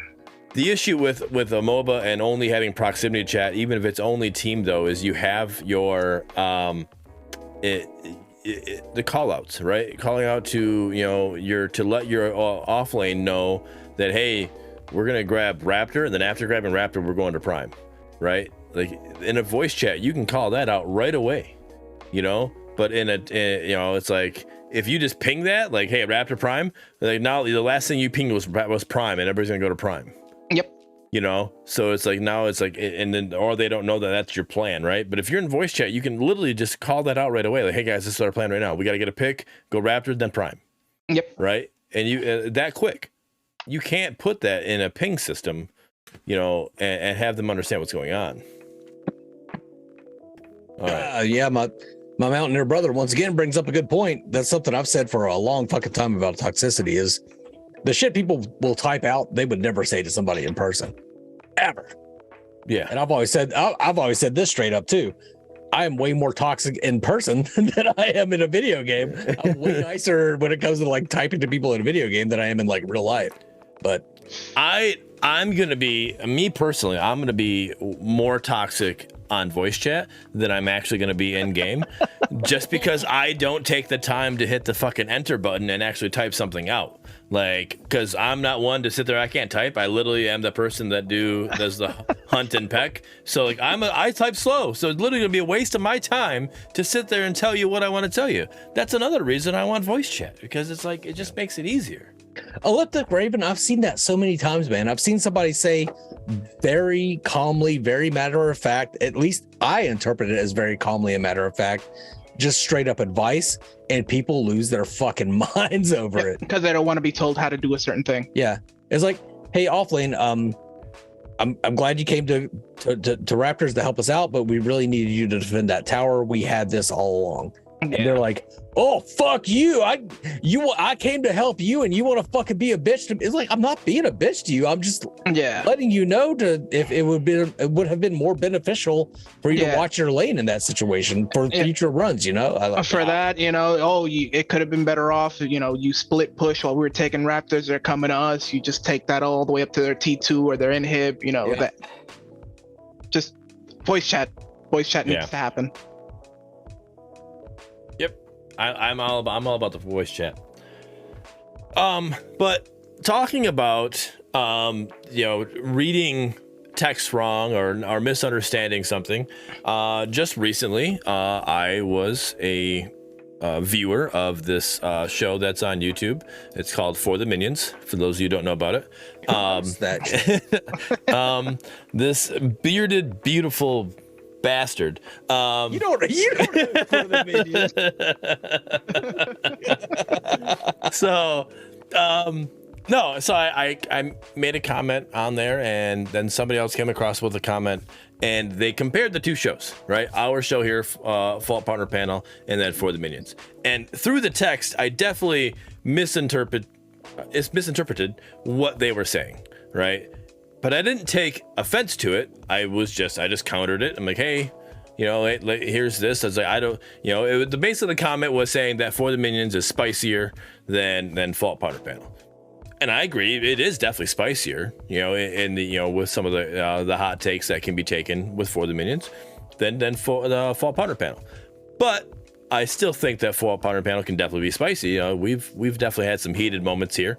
So I just commented back like, all right, that's an interesting take, you know, and I went with that, and I continued to have this conversation with this person, and come to find out this person was more or less just, you know, poking fun, just making a joke, but it was hard to read the joke. It was badly, like the way they said it, it was badly delivered. You know, it was a poorly delivered joke. You know, it just didn't come off the way it was supposed to, and which is fine. We're definitely in a good spot, but it made me think about these shows and how they can actually consist, and how well they are actually, because the way I was telling Viking Jedi, you know, in a DM is these games, they can't consist of one opinion, right? you have to, like, these games will evolve better with having multiple opinions instead of just that one. And I believe these shows do a great job of showing off all of those multiple opinions of the community, and they do a great job with that. So go ahead and talk on that. I got to do something. Okay. All you, man, Goose. Was he just sucking my dick, or did he have like a point, or? Pretty sure he was just sucking my dick there. Yeah, for a second. yeah, he was just giving me props, man. You know, making me feel special. You know, I'm talking when you can't hear me. Oh, No, the mask comes out. I don't know. That's I know the what he was talking about, and that conversation was a little weird because I think the guy thought that Bearded was being an asshole to him, but when they both figured out that neither one of them was trying to be an asshole, that it was they actually coming across in the wrong way. resolved it really well. Yep. Which I was very happy to see in the comments of one of my YouTube videos. Because I think the point of that was to kind of like enforce the fact that voice chat would make everything a little smoother. I'm gonna bullshit until I get somewhere with it, right? No, I think that's Make it till you make it. Yeah, I think that's what he was trying to get across. That voice chat, it's hard to get that incorrect because you hear the person instead of reading something, and because of the way the game was going and you being upset, you read it wrong, kind of deal. Yeah. But as far as the difference between the partner panel and For the Minions is we talk about all the games before the Minions. We don't just talk about Fault. So the partner panel is just far more Fault centric. So it's a little bit more of an echo chamber. Whereas the other ones, I think we get you get a wider base of people contributing to For the Minions, and you get a little more contrast in opinions. However, one thing I do recognize and understand about the comments of For the Minions is you do have people that have selected OverPrime as their game, or Predecessor as their game, or Fault as their game, and they will never, ever, ever concede that any of the rest of them have done anything good, or that their game has done anything bad. Yeah, I don't understand those people. A weird thing to see. I'm getting it less and less though. I'm pretty proud of my sub base. They're usually pretty understanding, pretty level-headed people, and as was evidenced by your conversation with Ryan, he's a fairly new subscriber, but yeah, I mean, you guys talked that out, and I was really happy to see that. Yeah. I was definitely, I went to you and I went to Viking because I know you guys were both there, and I was kind of like DM'd you guys like, all right, I'm like, this is interesting, just letting you guys know this is interesting how this is gonna go, but I wanted to play it out myself because I wanted to see what was going on. Like, I didn't want the person to think that I was being a dick, or I felt like my show was being attacked or whatever. I literally just thought it was an interesting take. That they didn't think that that the Fault Partner panel was a spicy show, because I do believe there was times that I've gotten heated, and then I got to the point I was like, hey, sorry, I'm just passionate, and I had to bring it down. I was like, I would have thought that episode was definitely a spicy episode. So I definitely wanted to see it out, and I worked out with them, and that's kind of what I thought it was, especially when I reached out to you in your DMs, man. Because when I brought it up to you, I was like, hey, this is an interesting conversation we're having here. Is I literally thought it was just something to do with texting. I just didn't understand, because especially when he came back and said, hey, I'm not, I wasn't, attacking you. I was like, well, I didn't think you were, or whatever, So it was definitely interesting, but it brought light to me about people seeing the shows. And I love the fact that, one, he obviously watches the Fault Partner panel, so appreciate the support from everybody. But he also watches For the Minions, and that's what I think about these shows. You're right, For the Minions does all of them, even counting Ethereal as well. But with the takes that For the Minions has for the Fault Partner panel, or for Fault, can be different than the takes that we have on the Fault Partner panel, right? And and it's not saying that the three normal hosts that we have here, Mangoose, myself, and Windu still being sick, no more Amaranth streams, but got a simple AIDS, yeah. we all have similar opinions or similar approaches to how we kind of kind of show off how we feel about things. Me and Windu can definitely get a little bit more heated with certain things. Like there was when we first started the Fall Partner panel, Windu was the negative Nancy and I was the White Knight, you know. And then there got to a point to where we kind of switched roles a little bit, you know. Windu kind of being that positive guy, like, no, it's like this. I can see what they're doing here, and I'm like, no, what's going on? Like, they need to fix this. They need to start marketing, whatever it was, whatever I was harping on, you know. And but you've always been that calm guy, like, hey, you basically can see everything from every direction, you know. Like, all right, yep, I can understand the reasoning of all of this. I'm an everything bagel. Right, everything bagel, exactly, right. And then the reason that I would say that for the minions is for the false eps part of the episode is so spicy is the actual other two hosts, that and it's their opinions and it's the way they approach the game and the way they go at it. That's where the spiciness comes from, and that's completely fine. Again, that's what I was saying about these games. They need to survive on multiple opinions, not just on one. There's not one right opinion for these games. They need to take those opinions and make one good one out of it. Yeah, and that comes down to as well that the developer needs to stay true to their vision. They do need to listen to their community, but they also need to stay true to what they are going for. And if the community is trying to drive them towards something that they don't want, then they need to like speak up. Say that we don't want to make our game easier. We want to be the one that's a little more difficult, you know what I mean? And then carry on with their vision. I don't think it's always necessary to listen to the community to that extent. And that's kind of exacerbated by having three different sort of Paragonish games. Yep. Is that all three of them kind of fit a different niche. So it's going to come down to which one the players enjoy more. Yep. No, 100%. Yep, I agree. So the question is though, is we're getting even closer, right? We're over halfway through September. We're actually now, it actually did turn, it is now considered to be fall.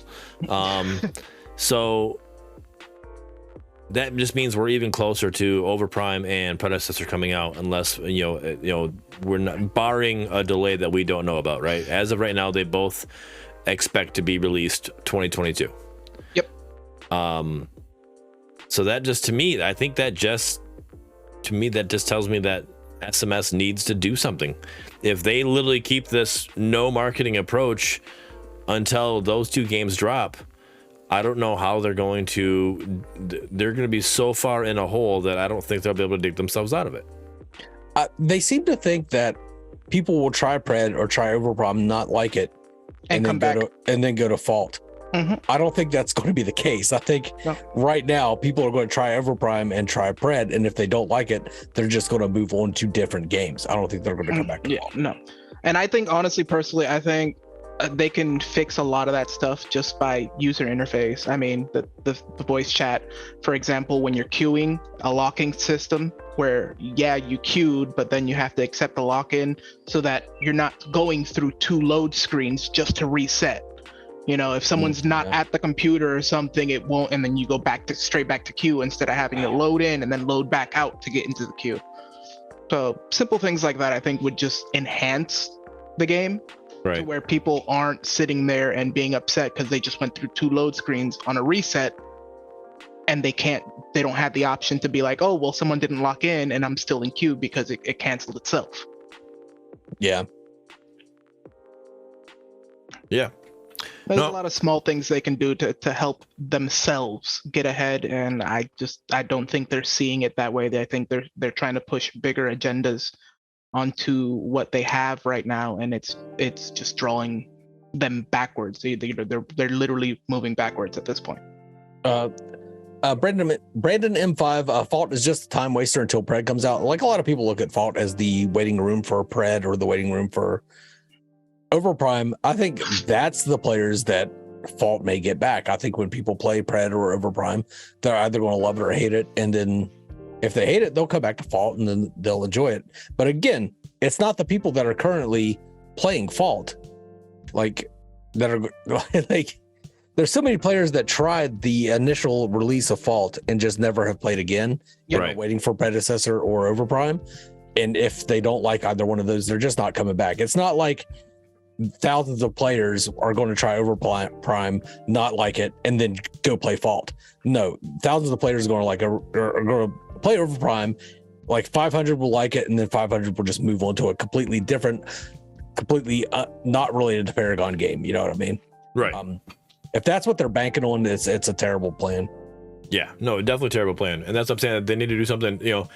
I don't think they're going to completely get out of the hole that they're currently in. I'm talking about, when I say a hole, they're in a hole with player base, right? Just look at Predecessor's Discord server and how many people are waiting for Predecessor compared to Fault's Discord server and how many people are in just being active and being in the Discord server, right?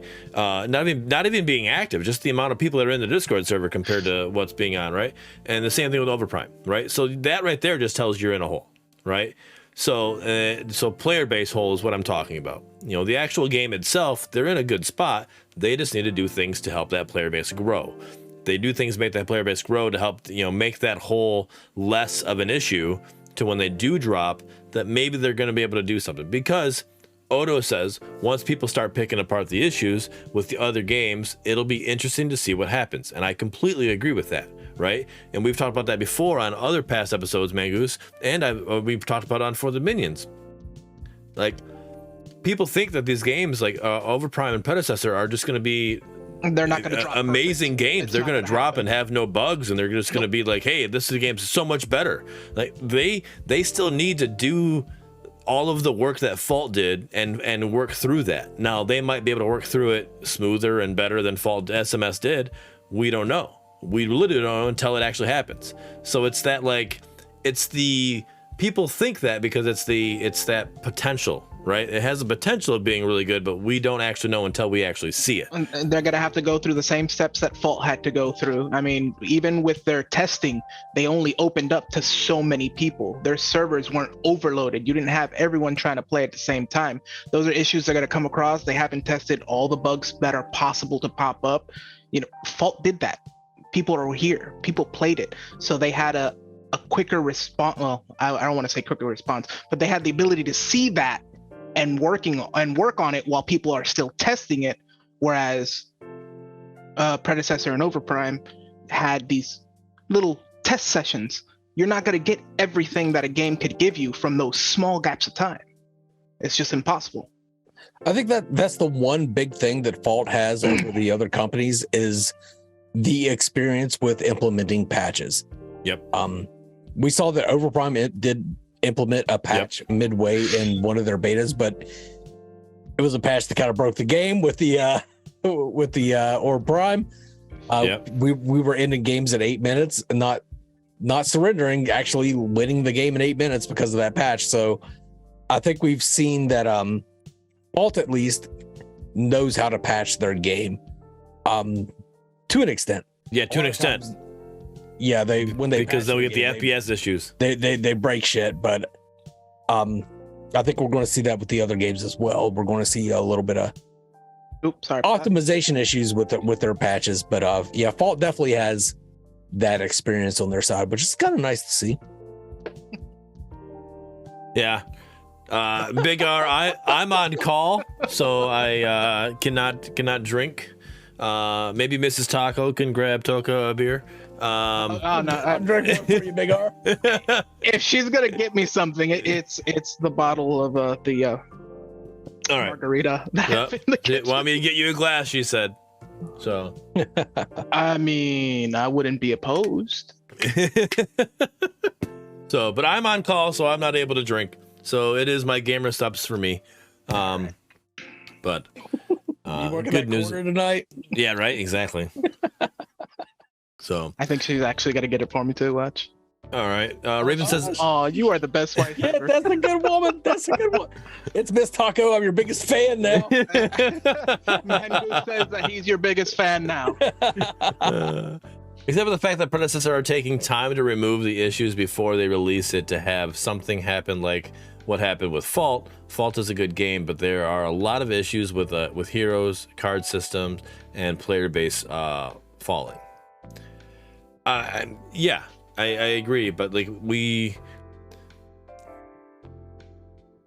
Predecessor has taken time to remove those issues, but they also don't know all of the issues, so they can't remove them until they find all of them. And that's when, there's going to be something. They're going to be, when they go live, there's going to be issues that need to be taken care of. It's going to happen. Yeah.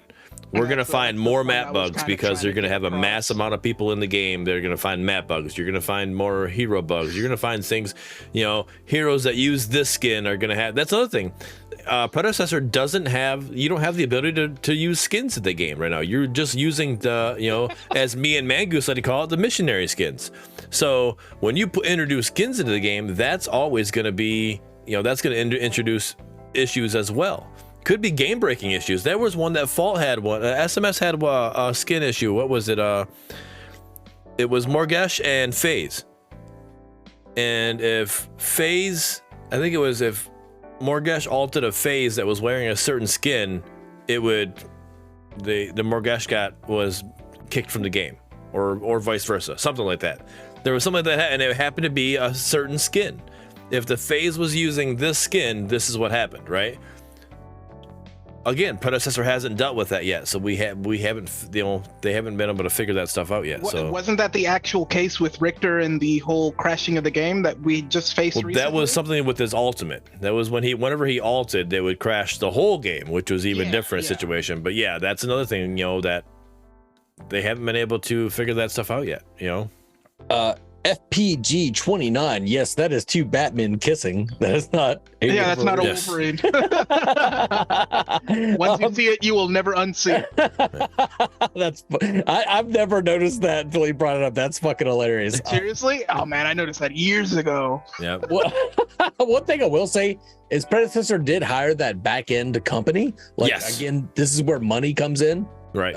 Strange Matter does not have the money or the resources as OverPrime or Predecessor, and Predecessor did hire that back-end company to handle a lot of that stuff. So I'm not sure if they'll be able to deal with optimization the way with that route, but I know that back-end company does specialize in helping smooth out patches as they come in. So I think even with release, it's going to be a waiting game, especially for at least the first couple months. Bugs are going to happen. They happen. Things are going to need to be fixed. Things are going to need to be patched, and it's still going to be a waiting game. So. Yeah. It literally is going to be. It's like what Odo said. It's going to be interesting to see how everyone that is one side or not, either this side or that side compared to things, and they get into the game and they're going to see an issue. How are they going to react? And I'm gonna be that person because again, I'm a supporter of all of these games, right? Ethereal even included, right? I can't wait for all of them to.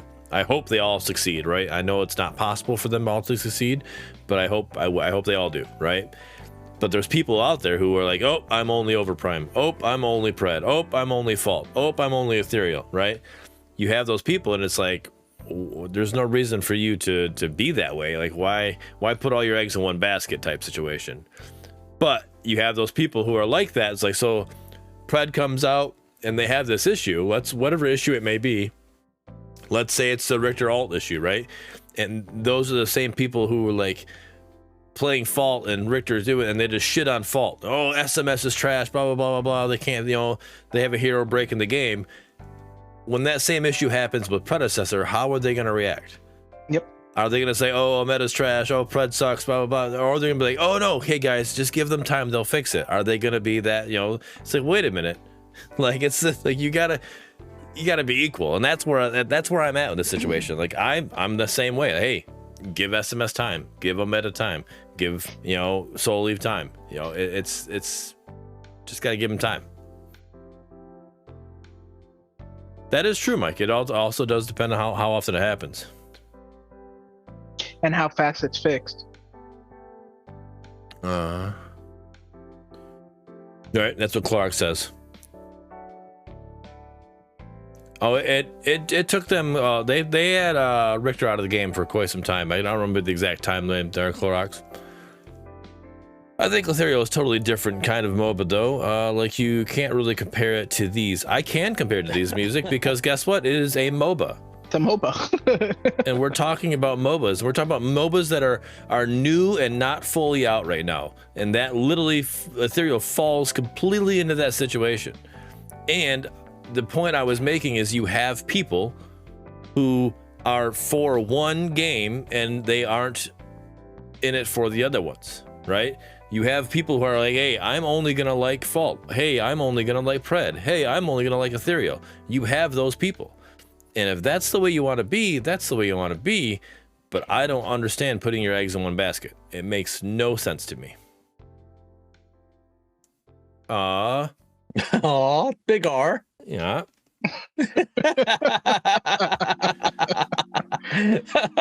Oh, We man. all saw that comment at once. Oh man, I'm over here trying to be a little professional, and he's over here making me blush. The alcohol, man, you can't do that to me. I got enough alcohol in my system to start blushing. I think if we're going to bring Ethereal into the conversation, though, it kind of brings up how different do you need to be to succeed as opposed to the other Paragon remake sort of things. Agreed. Like, Ethereal's going to be way fucking different. 100%. Paragon assets, blah, blah, blah. Does that mean they're going to be successful? We don't know. But I think Ethereal probably has a little better of a chance of being successful just because they are so different than these Paragon remakes, because people are going to choose one. You know what I mean? Right. One, maybe two. Yeah. No, I mean, when it comes down to, overall comparison, like you're right, they are completely different, and they're not even they're not a pair zombie, right? So that's really what it comes down to. Most of the time we're just comparing them because of the pair of zombies and how Murdock Snipe feels in all three games, right? Yep. Stuff like that. But again, my whole point was, I know that I literally know one person who is like, I'm for this game, right? And they're a huge Ethereal fan, and they're like, don't care about the rest of them. And that's fine if that's how you want to be. You talking about Stumpies? Exactly. I wasn't going to call them out, but you call them out fine. Yeah. I call them Stumpies. All right. So, I mean, you have those people, and it's like, I just don't get it, right? You got Music who's playing all of them. You got me that's playing all of them. You got Mangoose that's playing all of them. That doesn't mean that we don't like Ethereal. I mean, they all have their ups. They all have their downs. And I think a game like Ethereal coming into all of this, not having to have that, they don't have something to be compared to, so they have in my opinion, a higher success chance because it's not being pulled back to something that used to exist. Right. So they're not going to be faulted. See what I did there? For not being what something else was. Right. I mean, they have that going for them, but then again, it's the completely like off the wall things that are just completely different. Like Fault doesn't have somebody that's climbing. None of the pair of zombies have somebody that's climbing the wall. And, nobody has a flying character breaking the wall. Breaking the wall. They don't have the lanes aren't literally completely separated and floating in the air. Like the game's just completely different, and I love their vision is crazy. All right, this is starting to get into like an ethereal show, so let's kind of steer away from that for really quick. But yeah, no, their company Undying Games is great, and I love their vision. So if you don't know anything about ethereal, definitely look it up. I think it's undyinggames.com or something like that. Check it out. But I still think if you are of the type that you literally are just here for one game, one of the Parazombies, I still would say give them all a try. Yeah, keep an open mind. And see where, because they all play differently too, right? OverPrime, when last played, we can only base off of the last ones we've played, right? OverPrime's closed beta test was very fast paced. It was the speed. And very brawly, right? Predecessors was easy. Their stress test they had, the game was easy. I can't jungle. Put me in jungle and Fault, and we guarantee lose the game. Okay? I can't jungle. I'm ass at it. I'll tell you right now. I'm honest about it. You put me in jungle and Predecessor, we can still, I can put some numbers up still, you know. It's like, why is it so easy for me to jungle in Predecessor, but I can't jungle anywhere else? Especially with their new Chimera kit, yeah. Yeah. So, and yeah, that's something new as well. So, you know, there's just, it plays different, it feels different, right? Play them all and see how you like, right? You might visually like a game just because you watched something, so you watched a YouTube, hey, I watched YouTube videos of Predecessor, it looks great, I prefer it over Fault. Okay, and that's fine if that's how you want to go about that, but I still would say play the game and see what it's like. Yeah, no, in my opinion, Fault feels like the smoother one between the three. Really? Yeah, in my opinion, the combat feels smoother. For me, just Pred felt the most like Paragon, but it felt clunky. And then I go over and I play Fault, and just the way the system and the combat works, it just feels smoother to me. It doesn't feel as robotic, but that also brings in the difficulty where you have to be more precise with your shots because of that fluidity. Interesting. With Pred, I was supporting Pred even back in the core days when everybody was fucking rooting for core. I was like, guys, Pred is going to be better. Like, you know, this is before Fault was ever even thought of.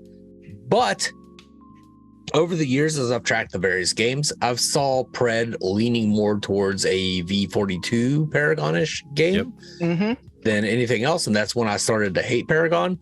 So I mean, there is a chance that people will enjoy Fault more than Predecessor, and if they were to give Fault a chance, I think people should just give Fault a chance. The thing is, scared off by the toxicity. Yeah, it would have to be everybody giving Fault a chance at once for it to succeed. Yep. Because if you just get a trickle deck of people coming in, they're just going to, like you said, be scared off by the toxicity. So you know that's a NASCAR driver, right? Dick Trickle. It's not Trickle Dick. Dick Bro, Trickle, well, yeah, but I mean on an actual piece of paper, you know, on like a government issued piece of paper, it says Trickle Dick. So yeah. Ah, Jesus. Yeah, they come trickling in like fucking people into the one lane that they just get fucked up. Hate when that happens. Right. Anyway. What? A lot of legacy players, including me, didn't like it. I was never a legacy player, so 42. I understand where version 42 lost a lot of people. I enjoyed it though. It was definitely a breath of fresh air for me. But now that I know what a MOBA is, I can understand why it wasn't liked. It's Mike, I think, brings up a really good point. I think people would take SMS more serious if they fix stuff, like the new fog walls are great, but it came with bugging the shrine walls. I think people would take Fault a lot more serious if they didn't have so many bugs after being out for this long. Like, I think that's one thing, people will come in, play the game, see a bunch of a variety of bugs. They're like, what the fuck? This game has been out for 2 years. Why the fuck are these bugs still here? Right. And then they're like, I'm just going to wait for Brent, you know? Well, and I think that issue is, and I've said this multiple times before, it's the AAA games ruining what a early access actually means. You know, like Fortnite was out in early access for so long when it actually wasn't out in early, when it wasn't considered early access anymore. So people actually look at a game and like, oh, it's early access, it's pretty much full release. You know, they don't take it for an early access being actually early access. So when people come into an early access game, they're thinking, all right, this is a full release game, we're playing it, you know, and oh, it's so buggy, I don't want to play it, you know. Devil's advocate though, I think after a year, you're milking that early access fucking title. I don't think it should be an early access for 2 years. I think it depends on how big your team is and how you know, where things are going.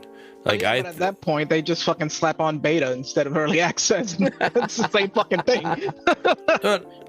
I mean, I don't know. I disagree with that because I think beta, you can be early access in alpha, and you can be in early access as beta. Like, it's still all early access. Like, to me, that's all encompassing. It just doesn't. It depends what stage you're in the early access. Again, like I said, you look at Fortnite. Fortnite was early access for, and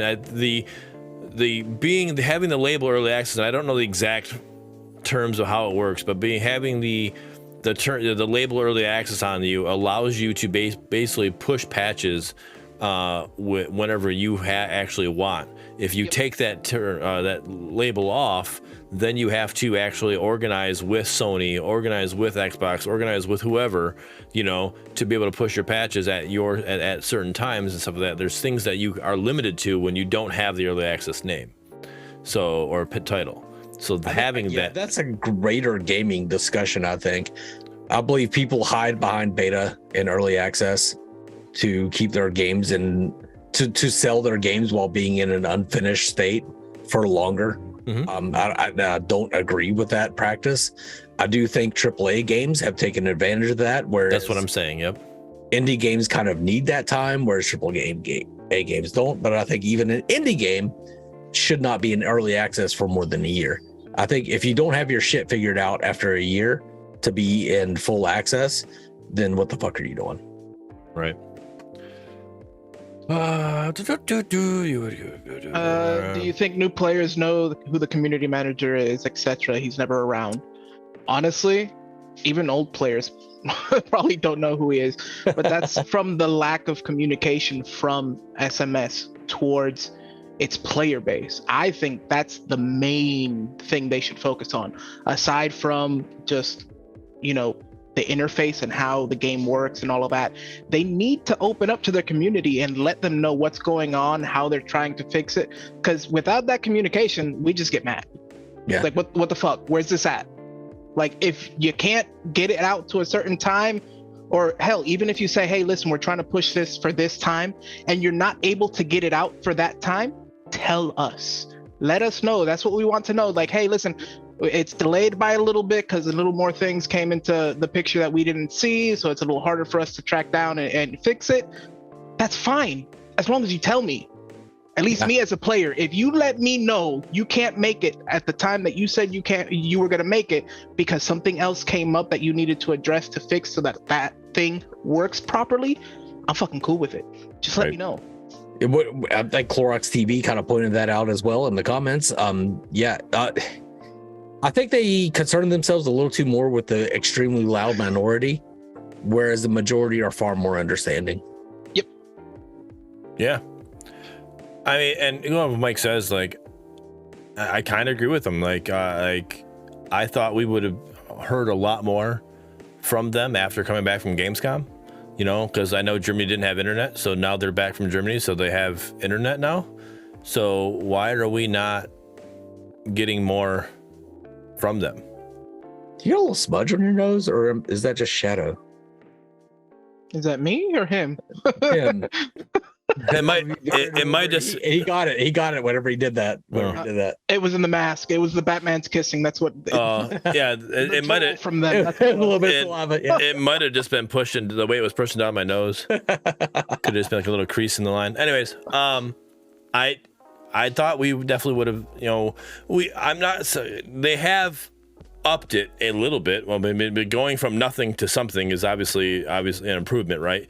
We went from having nothing while they were in Gamescom to where now they've done the devs playing against the community. They've talked about the master race. Yeah, I played up against Platty 2 games ago, and he pissed me off because he kept ganking my lane. Nice. So I definitely would have thought there had been a little more Ryan Red around, like, hey, here, we're doing this, we're doing that, like something. But I literally feel like we've gotten a little bit, and I was hoping for more. So who knows? There needs to be more. Honestly, that's what needs to happen. Scorpion also says they must all caps must build the player base. Period. And however that happens, it just needs to happen. And why can't I scroll up? All right.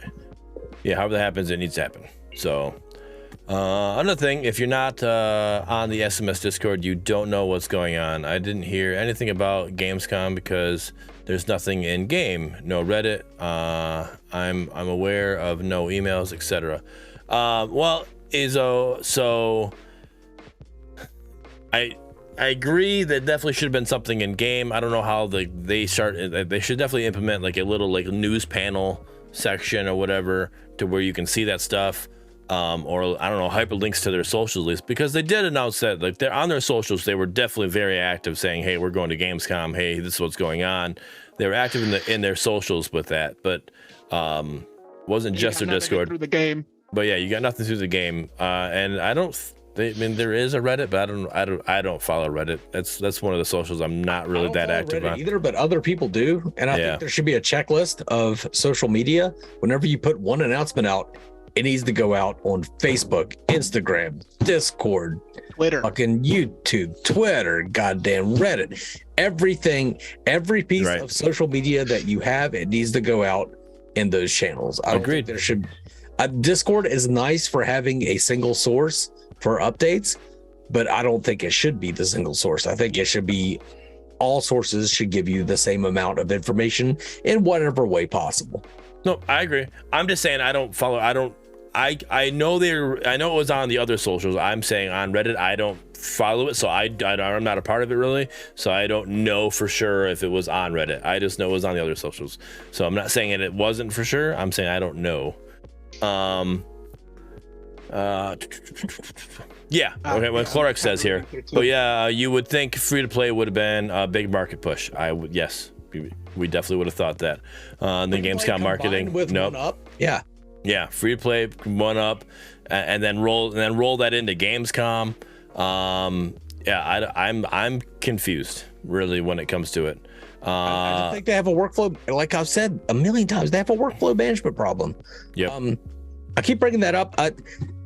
I'm lean community manager. This is a weird thing to say. I'm Lean Sigma 6 qualified, which was like a program. It's a corporate program to identify workflow management, to see where your bottlenecks are, and to resolve those bottlenecks. That's basically the very, very basics of what it is.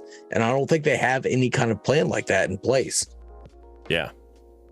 So my bottlenecks are on my fridge. Again, I'm on call, so I can't drink. Does he play a lot of COD? Ryan Redmond. I haven't seen him go live in a long time, so I'm gonna say no with playing COD. I don't know. I mean, maybe. So, you have to update the community. Plain and simple. People are waiting, wanting info, any info. Just telling someone that they're working on something and going silent doesn't build up hype. It kind of makes people upset. Yeah, that goes along with what I said earlier. The only way the players are getting any info is from other players like y'all. And I agree with that. Surge! Damn, I got here really late. It's okay. You can definitely catch. For those of you who don't know, we do upload this on the YouTube version on WinduTheMace's channel. So we could definitely go show him some love. It gets uploaded on Wednesdays. If everything goes smoothly, that means me downloading it and uploading it to his Google Drive, and then them do the editing, all that stuff goes on. If all goes smoothly, it's on Wednesdays around noon. But yeah. So, yeah, no, I agree. That's last week when we had Arma on, we were talking about having a Trello or something Trello-like. And then we do know that we have the forums now in Discord. Again, I know Discord's not the only way to do this, but there is the forums in Discord for bugs and feedback and support. The problem I'm seeing with that, and I guess maybe I just haven't tried to actually search it, I see people post in it, right? So instead of Discord, right, and when you're talking and chat in Discord, the chat goes up, right? So the most recent's at the bottom. Well, it's flipped, right? So it's, you put in a new bug or whatever, a new feedback, and it's at the top. That's where the new one's at. So then you got to scroll all the way through and find it. There might be a search function. I don't know, to see if this bug has already been reported, or to see if this, if this quality of life feedback has been, been reported or not. I don't know. I haven't dug that deep into it. So I don't know how easy it is going to be for the devs to go through and cycle through it. How are you the boomer? You just use the goddamn Discord search functions. It's easy. For the forums, it's the same way. That's what I'm saying. I don't know. I haven't tried it. All right. I said I haven't. I literally haven't tried. I haven't been that interested to try. And so I'm saying, like, I know it's there. I know they, again, with Arma saying that they have the ability to react to it and go off from that. But I don't know. I'm just hoping here soon we're going to start getting some more communication. We're going to start generating some hype for something going on because, again, we need player base. We've been hoping that for so long. We all expected with that free to play release. We really did. We expected such a huge push with free to play and One Up and everything coming out at once, and then we got goddamn jack shit, and it was just so disappointing for Fault fans, because Fault fans want Fault to succeed.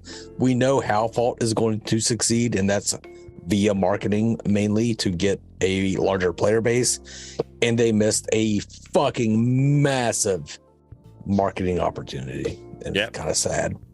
Sad. I think starting from free to play, it was before that, but it's became more evident from free to play that to sum up Fault and SMS after free to play or during free to play is the term would be missed opportunities. That sums up. They fucked up, but I mean that works too. that right there is Fault in a nutshell. Missed opportunities ever since free to play. Because everything we could sit here and talk about is like, oh, but they could have done this, missed opportunity. They could have done this, missed opportunity. And I feel like that's like, I pretty much could just label Fault Partner Panel episode 69 missed opportunity X. Everything could just be called missed opportunity because that's just what it feels like they consistently keep doing or having. And I'm hoping, again, that they're able to fix that. But on that note, we are at our 2-hour mark, so a little over it. So let's kind of do our closing remarks, and also Toka, use this time to shout out whatever you have, socials, any of that stuff. Also, there. That's the only thing I have currently. I'm a little slow on updates. It's here. You don't got a Twitter or anything like that? Not really. I mean, the only thing I have is Facebook, and that's like personal family use, and that's about it. All right, that's fine. That's fine. You want to find me right here? Do me a favor. Yeah, Twitch. Hit me that link up in DM so I can send that over to Windu and it can get posted in the description below for the YouTube version. But yeah, closing remarks again, and then point to your downstairs again to let them know where to go find you. And then Magus, I'm not pointing to the downstairs. I need a lot more space for the downstairs. All right. Ah, shit. But no, I mean, honestly, it's been great joining you guys, being able to kind of get my opinion out there, just community base wise, and just talking about what SMS can do to kind of improve. Hopefully I'm heard. SMS, if you're listening, fix your shit. But it was great being here with you guys, talking and just having a good time, honestly. So if you guys want to find me, Tokumi Pipi at Twitch right here. I'm not live too often because of work and 4 kids, but I'm there. If you ever want to see some mediocre gameplay, this is where you find me. Right on. Well, Toka, it was really good meeting you. It was a good time. This was a fun episode. I really enjoyed it. Oh yeah, really enjoyed chilling out with you. As far as Fault goes, SMS, I can get yourself a workflow management tool. They're pretty cheap. Just fucking hit it up. Some of them are even free. I think that would help you out quite a bit. As far as shit that I want to plug, for the Minions, streams live every Sunday. We talk about all the games, different little bit of a different panel, kind of the same setup. And then we've been doing an anime stream every Thursday. So if you enjoy anime, come hang out on Thursday and talk anime with us. This Thursday, we're going to be talking about guilty pleasure anime. That could be any anime you're a little guilty about. I am not guilty. Food Wars. You know what? Viking Jedi, one of the panelists, that's one of the ones. Food Wars. Food Wars. I'm personally not guilty at all about watching fucking uncensored titty anime. I don't care how shitty it is. I'll watch it, and I don't feel guilty at all. But there are some. You're speaking about guilty about watching High School DxD for sure. That's what you're referencing right there. High school D&D, that's Babytown hijinks. I'm talking about Queen's Blade. I'm talking about healer, baby. Oh man. Anyway, yeah, that. I'm so lost. You are literally speaking a different language to me right now. We completely nerded the hell out on you. You're like, fucking French. I'm speaking fucking French to you, Bearded. I know. Okay, Bearded, go ahead. I'm done. All right, there we go. Johnny Boys Gaming. Hello, thank you for your first time chat. Welcome. We are getting ready to close up here though. Johnny Boys Gaming, we are here every Friday talking about Fault. So if you want to come back next Friday, we'll definitely do another panel and hope to see you then. I guess I'll continue to do my plugs. I also stream Mondays and Tuesdays on this channel right here, streaming Faults, and just I mean, I'm below Toka with the mediocre content. I'm like, I'm just here. I don't know, man. I've seen. If you want to see the game, it's insane. All right. I wouldn't. Insane? Yeah, insanely bad. Anyways, so, but no. As according to SMS here, I'm not saying you guys are quiet. You're not quiet by any means. You are, being active. But we need this train is taking forever to leave the station, and the train I'm talking about is the marketing train. Yep. We got to get those fucking wheels moving. Like something's got to happen here. I'm definitely a supporter of the game, but we got to do something. All right, shit. According to the community, hey, toxicity is the biggest thing we're talking about, right? Again, I'll say what I said earlier in the episode. Don't mute everyone. Just mute the ones that are being toxic, because if you mute everyone, you can't find the person that's trying to help you, right? So give them a chance. If they're toxic, get rid of them. Mute them up. I don't. There's no need for you to obviously listen to it, whatever, or pay attention to it. But if somebody's trying to help, they're trying to help. So I hope you're all enjoying the games. But on that note, hopefully, let's all, if you believe in a higher being or whatever, let's just hope that Windu, again, what does he have there, Mangoose? Herpetogonosyphilis. Yes. Let's hope he gets rid of that soon. I think the steroids he's on. Antibiotics for that. Yeah, the antibiotics he's got. Hopefully he can just kind of do all that and be good to go. And we can have him back next week. All right, so let's all kind of wish him well, so we can be back next week, because I do miss having him on these conversations. But on that note, if you are watching us live, appreciate y'all for coming to hang out. If you're watching us on the YouTube channel, leave a GG in chat if you made it this far, or leave an MG in chat, because Mangoose is the beast. But on that note, I'm going to find somebody to raid. So if you guys want to keep BSing with chat while I'm doing that real quick, because, yeah, I'm just that bad at this. You're a little slow. You should have done that while you were speaking. I'm just... Yeah. Yeah, let me not look at the camera and just do something while I'm speaking. Do the hovering peck. Professional streamer. Never once said that. Oh, I already know where we're going. Do you not? Are you a professional streamer? I didn't claim it. All right, I never once claim it. I'm about to paint myself into a corner.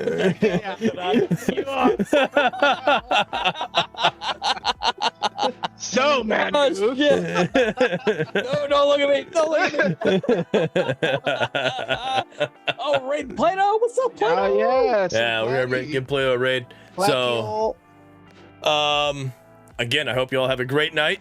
Enjoy the weekends. Mangoose, West Virginia doesn't play this weekend because they played yesterday. So what are you going to do for college football tomorrow? You don't give a fuck about sports ball. Cry. That's what he's going to do. I like goddamn West Virginia. I don't care about fucking... Kleptic Raven, God bless, Buddha bless, Allah bless, or whatever else. Yes. Ooh. Now, Rook, is that a Penn State we are, or is that a Marshall we are? I do like Marshall. I went up to Marshall one night. I had a fucking great goddamn time. Hooked up with this chick. I'm guessing Marshall, because Marshall, West Virginia have a... Oh, it's Penn State. Okay. Penn State. There you go. They both do it. I used to work at State College. Okay. At the Rockview State Penitentiary. Yeah.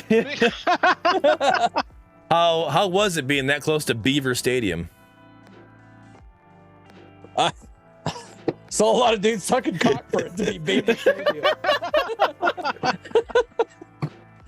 Can they still hear us?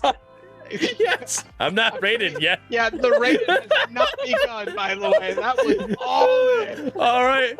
Sure as hell Oh. all in on that one. Okay. We're gone. Talk to you later. Peace. Take it easy, guys. See you on the next one.